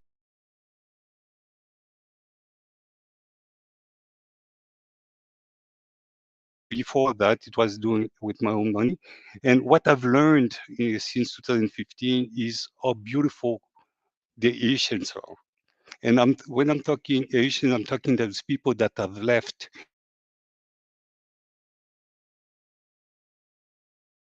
and go to Canada, United States, so they can send money in. We are the one actually supporting the economy in Haiti. And like Jean said, it's our taxes that are being sent for humanitarian, okay, helping Haitian. Yeah, that's it. That's enough. Get off of Haiti. Stop it.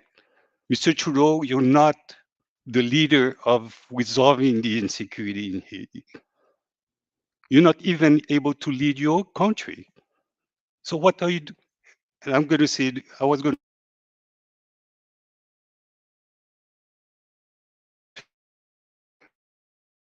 but what the heck you doing? You think you're going to solve it? And I want to thank Eve. Eve has showed us, Jenny, how to pursue the false friends. Mais là, les gens,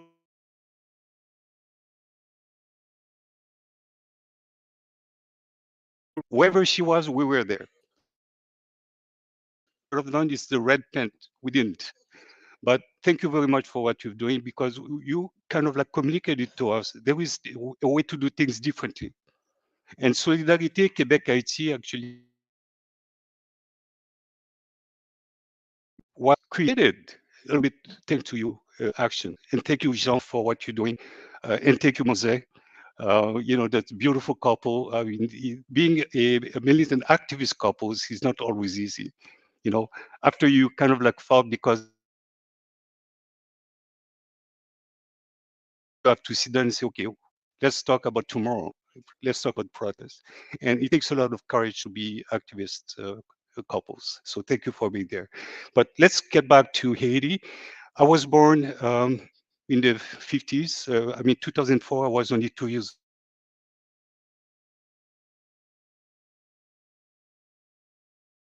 My dad was a thinker, Joe Trouillot, that was unfortunately passed away in 2015, was promoting the candidate that was running against François Duvalier. It was Louis Desjoints, and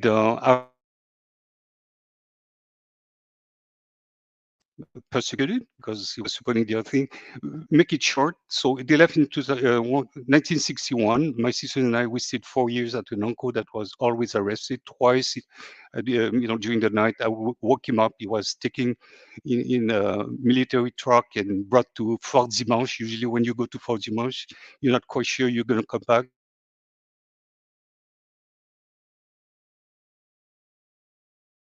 That's really, I'm still trying to make sure the scar doesn't open again. And why I'm talking about that is because the asylum seekers are leaving families back home. So I do understand the pain that to have kids and family.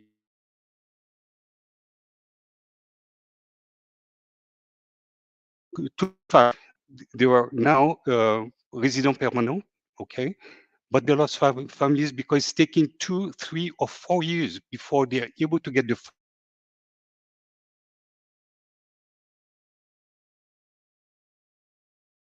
have been administratively recognized to be resident. The resident administratively, but they still Haiti, and they're being killed. And they're being killed because Canada is not doing what it should be right to do, to reunify the family as quickly as possible. Let's do the administrative stuff here. That can be done.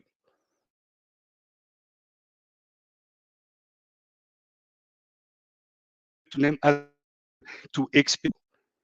Jean spoke about the angel, what they call les anges gardiens, that were in the during COVID. So many of them we fought to get a special. And we will remember when they talked.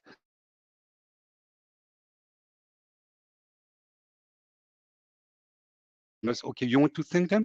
Give them the permanent residency. This is the medal you can give to them. And in fact, when we tried to get the special program, not only for the guardian angel working in CLSC, the hospital, we wanted to have everybody that worked during the COVID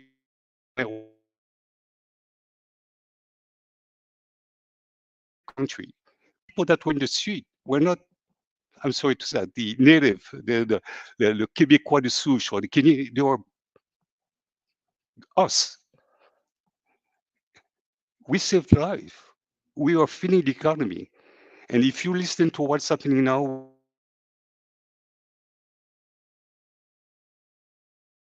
the opportunity to have families to send the kids to subsidize garderie, okay, daycare.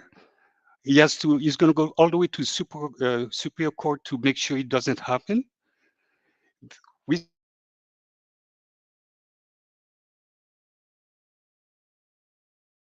the proposal beneficiaire, they've been discredited. And what's happening now in hospitals and other places, because these POBs, the proposal beneficiaires, were trained, they got educated in those schools, even though they've been working maybe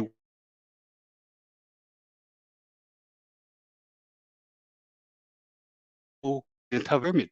So they're creating people that gonna go on welfare once again. This is discrimination. This is racism.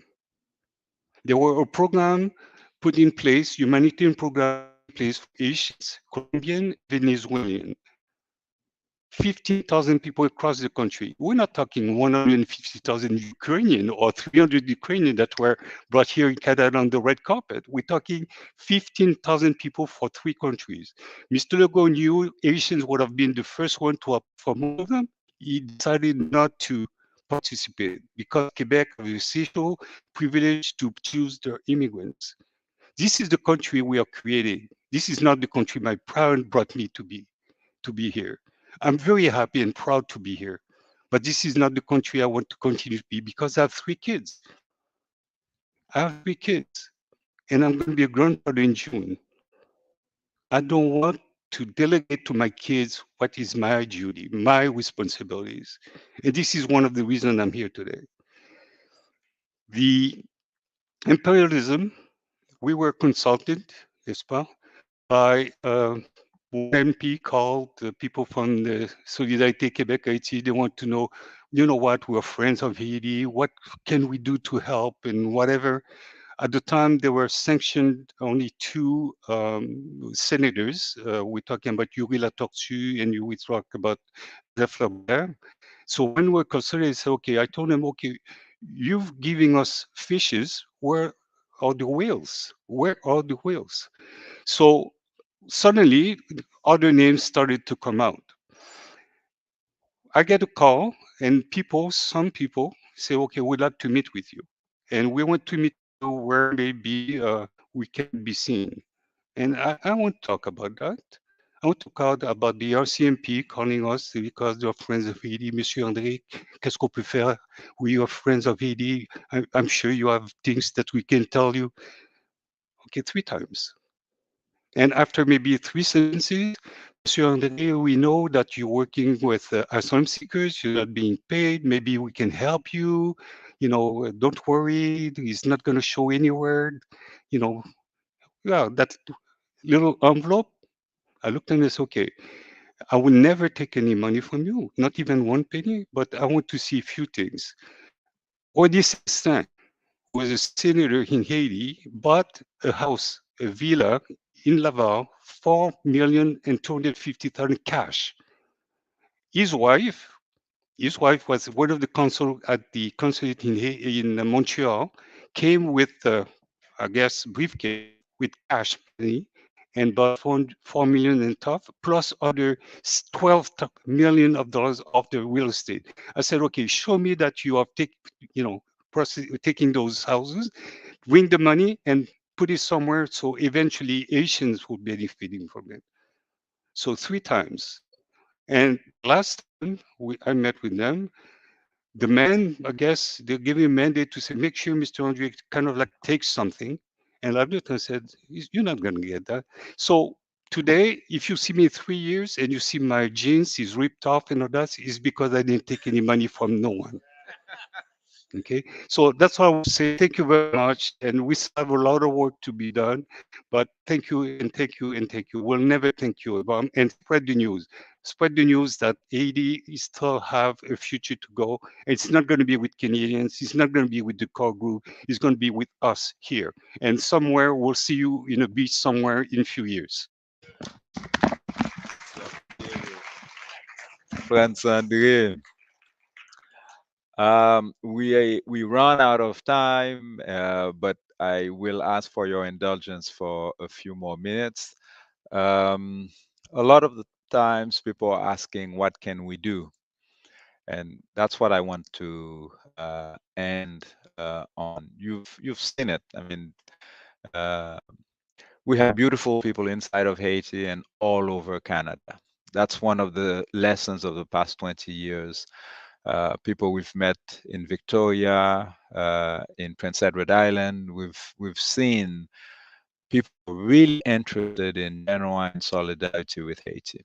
And Cuba is doing that with Cuban doctors, and notably, they're working in the medical field, right? But you have engineers as well from Cuba, and you have a number of Haitian students who've been going to Cuba to achieve higher education. So, it's not as if there are not realms where we can help, but we understand that,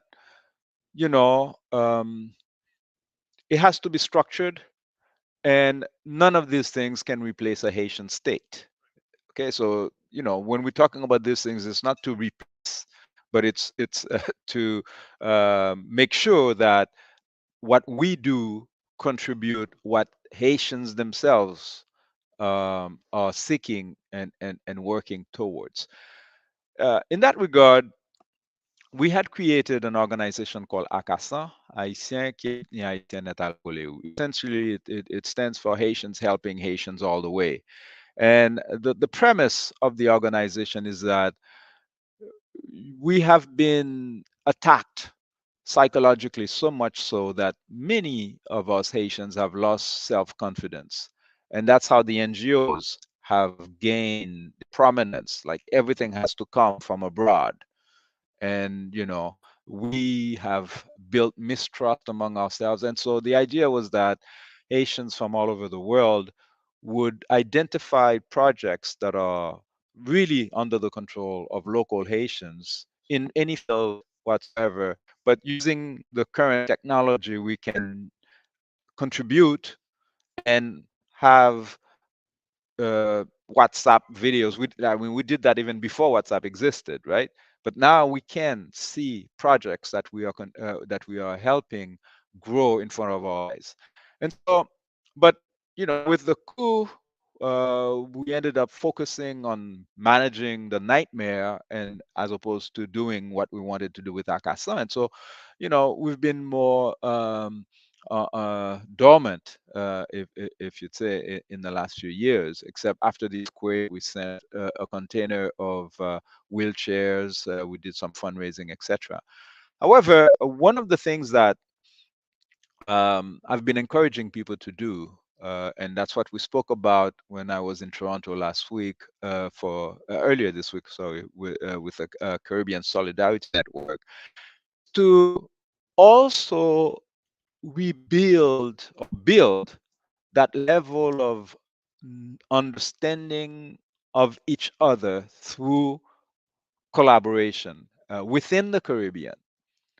Because Jamaicans, all they know about Haitians is that Haiti might invade them with, impoverished people, refugees, and for, keep them away. And Haitians, you say Jamaicans, it's all the stereotypes that exist and like we're neighbors right beside each other. And so we're encouraging people who are in universities in Jamaica, in the Bahamas, in Barbados, to establish partnerships with their counterparts in Haiti, to have people travel, see each other, so that they can dispel some of these ridiculous myths, etc. And there's a little miracle that has happened since that coup. President Aristide was in exile in South Africa when the earthquake happened. And Haitians saw his reaction. He was giving a press conference expressing he and his wife wanted to go back to Haiti, and he said that he wanted to participate in the education system, and that was his desire. That was back in 2010. And in 2011, they returned, much dismay of Canadian officials. President Barack Obama called the president of South Africa, Jacob Zuma, to tell him not to let Aristide leave South Africa. Yeah, Obama, the black progressive president. And people forget he was the one dumping bombs on pharmacies in Africa. Sellout. In any case, President Aristide returned and he went to court to regain access to his university. He had to go to court because the US Canadian troops who invaded Haiti took over his university and turned it into an army barracks. I mean, I've worked more than 30 years in the higher education system in Canada. I have seen how universities do fundraising, whether it is Ottawa U, U of T, McGill. And this is in a country where the federal system funds the universities, the provincial system provides money, and there are thousands of rich Canadians as philanthropy that contribute to the universities, right? Yet they still need to do fundraisers, going to the alumni. I know University of Waterloo is always sending me those emails, remember us, etc., etc. So a university, even in a country like Canada, is something that requires a lot of nourishment in order to keep the research going and everything. And they took it over and turned it into an army barracks. What kind of barbarians do something like that? In any case, they went to court and won access to their university. They reopened the university. And from 2011 to today, okay, it's thousands upon thousands of Haitians who are graduating from that university. From 2018, where the first classes graduating, every year it's over 350 students. This year it's going to be 389. If I had still the images, I would show you. Now, some of you might not really take measure of what this means. For a young person to complete a university education in Haiti in that year that we're just talking about. In order for a student to leave, let's say, the town of Léogâne, which is barely 45 minutes from Port-au-Prince, to go to Tabar, where that school is, they have to pass where the bandits are ransoming people, murdering people, raping people. So these young people are determined. And of course, I'm not surprised by that because I grew up in Haiti. I saw some of my cousins studying under a lamppost because there was no electricity in the house. So you don't need to convince Haitians to go to school. Just like I laugh at the face of fools who say that they've gone to Haiti to do election, sensitization. You live in Canada to go and encourage Haiti to go and vote? Fool. It's as if you're saying you were going to go to South Africa after apartheid, okay, to encourage the South Africans to go and vote. You realize how stupid that is? These people wake up at 4 in the morning to go and vote. And that's the vote that was stolen in 2004. So we always align ourselves with the criminals in Haiti. There are 15 white mafia families in Haiti. And some people get tired of me talking about it. Well, who's going to talk about it? It's not the New York Times. It's not CBC Radio Canada. They're from Syria, some of them from Egypt. They got there from the United States, putting them as fifth column in the country. One of the families was very close to the Al Fayed family. You may recall that Lady D, Diana, was dating the Al Fayed. In fact, Dodi. So his father is part of this group of people of Syrian background who entered Haiti in the late 1800s, and they courted Duvalier.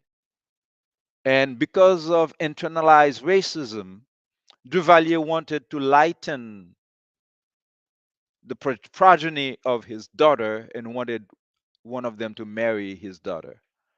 And then this guy's got kind of these deals in oil imports. The whole import export in Haiti is in the hands of these 15 white mafia families. And that's why they're crushing rice production so that they can go and import rice from the US, etc., etc.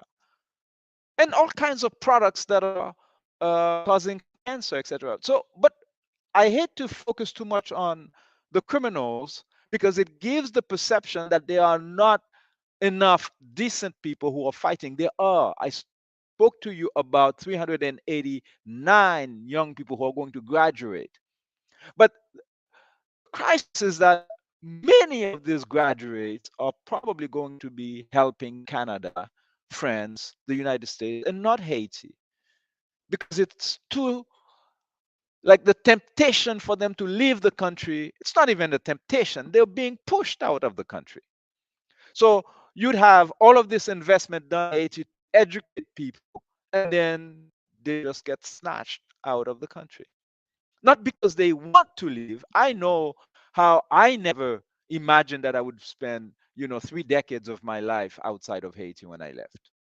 And that's the case of a huge population of Haitians.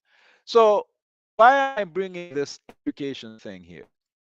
Well, this is one area where you can make a difference. I've spoken to some folks who are in the higher education system in Canada. No one can stop you from, if you're a university professor, start a partnership with your counterparts in Haiti. And I've seen some of these partnerships, whether it is climate change research and etc. And of course, some of them go wrong because the power dynamics are such. Just like when you're talking about research north of Canada. Okay, people live the south here and they go to the north and then they go to they're gonna study the natives. No, that's not what we're talking about here. The people up north in Nunavut have the same brains as those here in Ottawa, and I can guarantee you the ones in Haiti don't have a different brain either.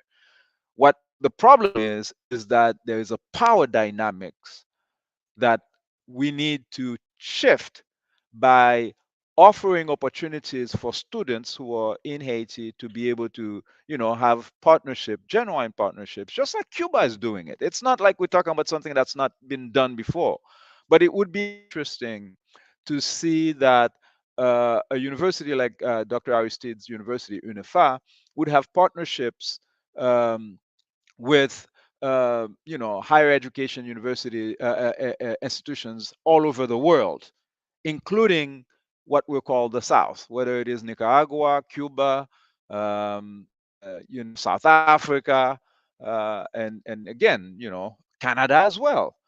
But that also people in our community who are willing to do so help them in their fundraisers, because that's what in California they have the Haiti Emergency Relief Fund that they mobilize whenever there's a crisis in Haiti. And some of the major equipments that the hospital, because President Aristide reopened the university, and then just recently they opened a hospital, a major hospital in the country, okay, which is a hospital that is comparable to other hospitals in the region, okay. And that's another thing that we need to highlight with regards to the nature of the discomfort they have with President Aristide.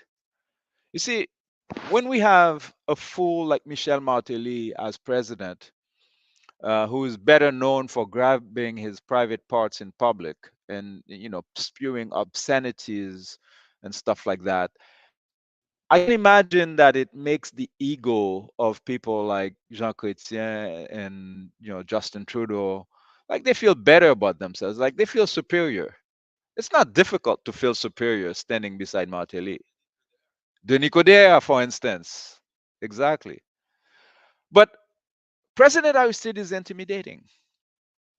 His popularity is not owned by the United States. Okay? Just like they feel intimidated by Robert Mugabe. Okay? They won't admit it, but the man was more educated than all of them who were criticizing him. That's intimidating. And that's despite all of the propaganda you can spew about these leaders, there are things that stay. And I remember when Robert Mugabe passed away, okay, and I'm not saying this as an expert of Robert Mugabe, but I'm an expert of white supremacist propaganda. I have seen it since I was little. And I know that the way they were describing Mugabe while he was in his deathbed, I've never seen them describe any white leader. They were celebrating the guy's death.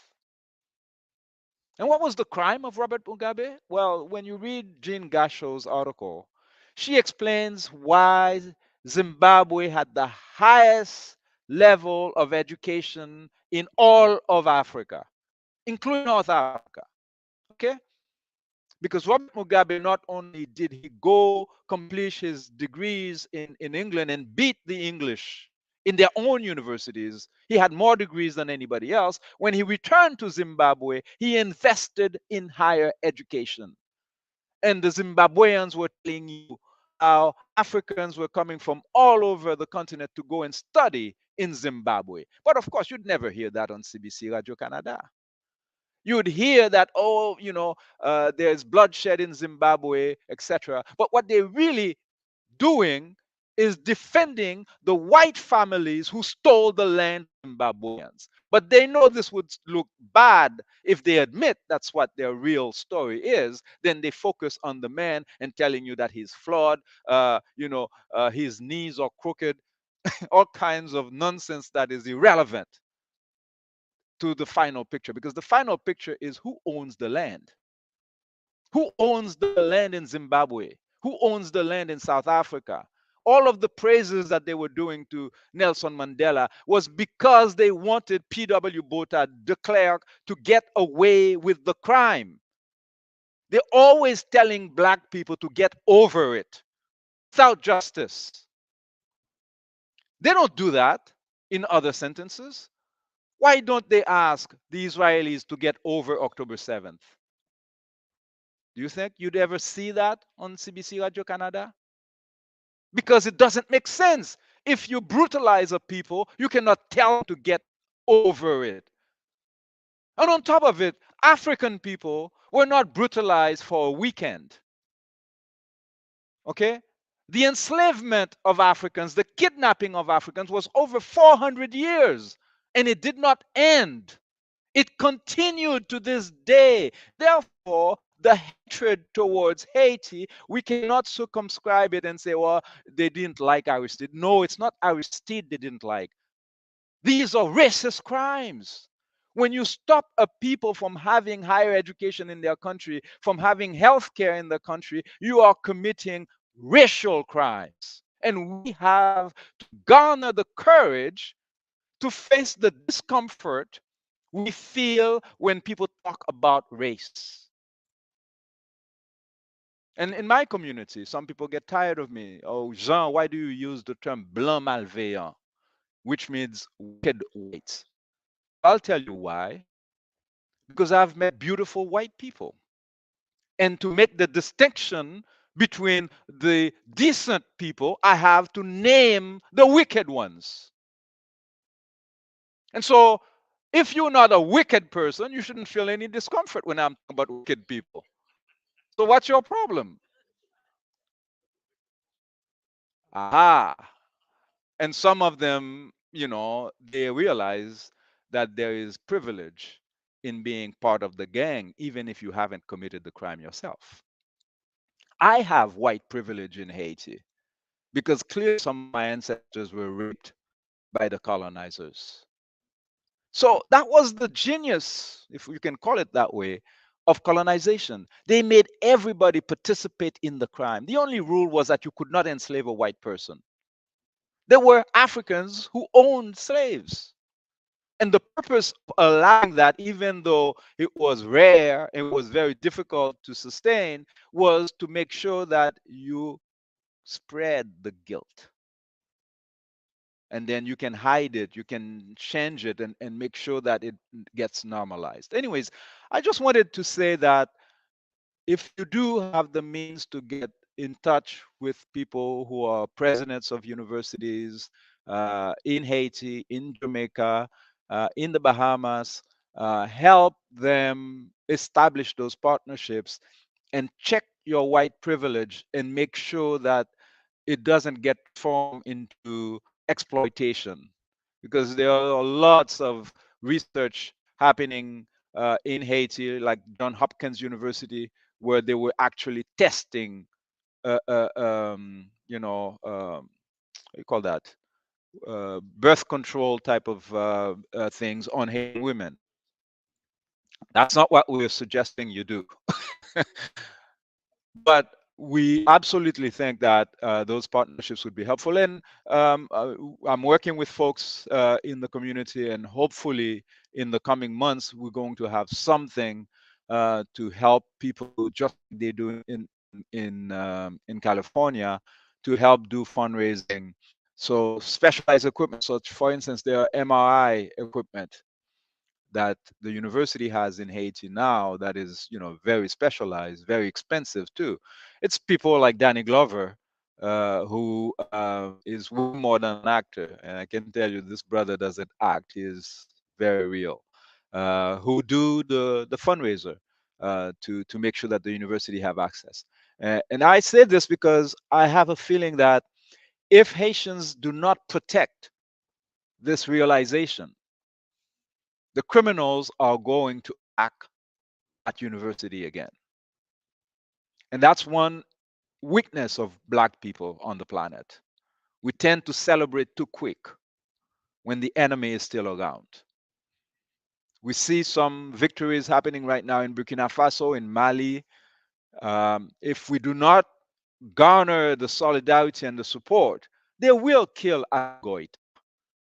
They will blame it on the people around him. And then years later, Eve might write a book and find out that Canada was involved. That would be educational, but that would be too late. They killed Patrice Lumumba at 35. I can't even remember when I was 35. You imagine what that means?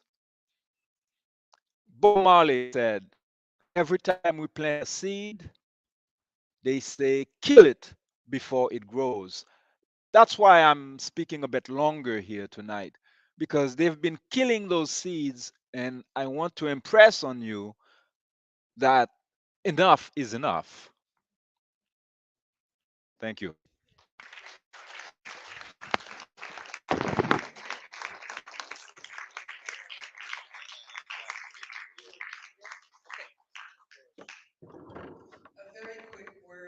told you to go out and spread the word, spread the message. One thing that people will ask you when you start saying that Canada is involved in oppressing Haiti, they will ask you, well, what's in Haiti? Why would Canada do that? There are Canadian mining companies that are interested in the mineral resources that are in Haiti. There's cobalt in Haiti, there's iridium, there's also sorts of minerals. So, well, they're interested in Haiti's resources, just so you know. Yeah, just one thing I forgot to say. Jenny told me about the Cuban airplane that was shot going from Cuba to Haiti.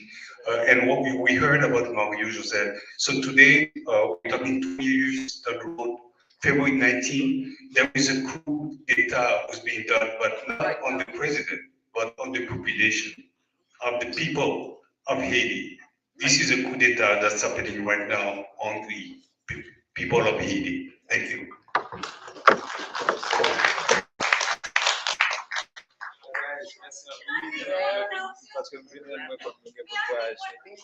Yes, yes, Tamara.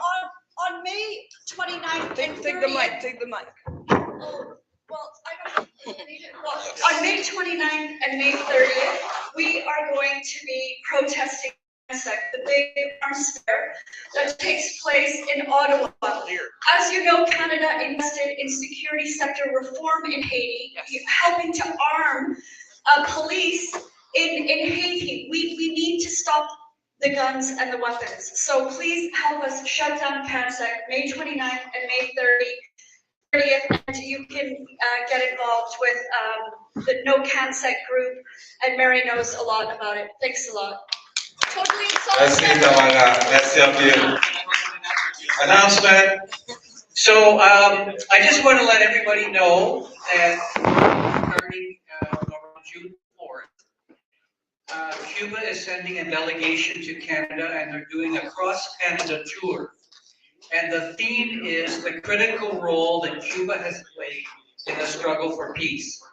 It's going to start in Ottawa on June the 4th, going to Montreal June the 5th, Toronto on June 6th, and then it's going to Western Canada and coming back.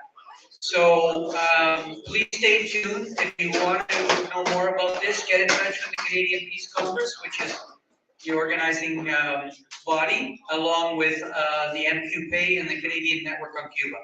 Thank you. Thank you. Oh, that's good idea. Group photo. The group photo.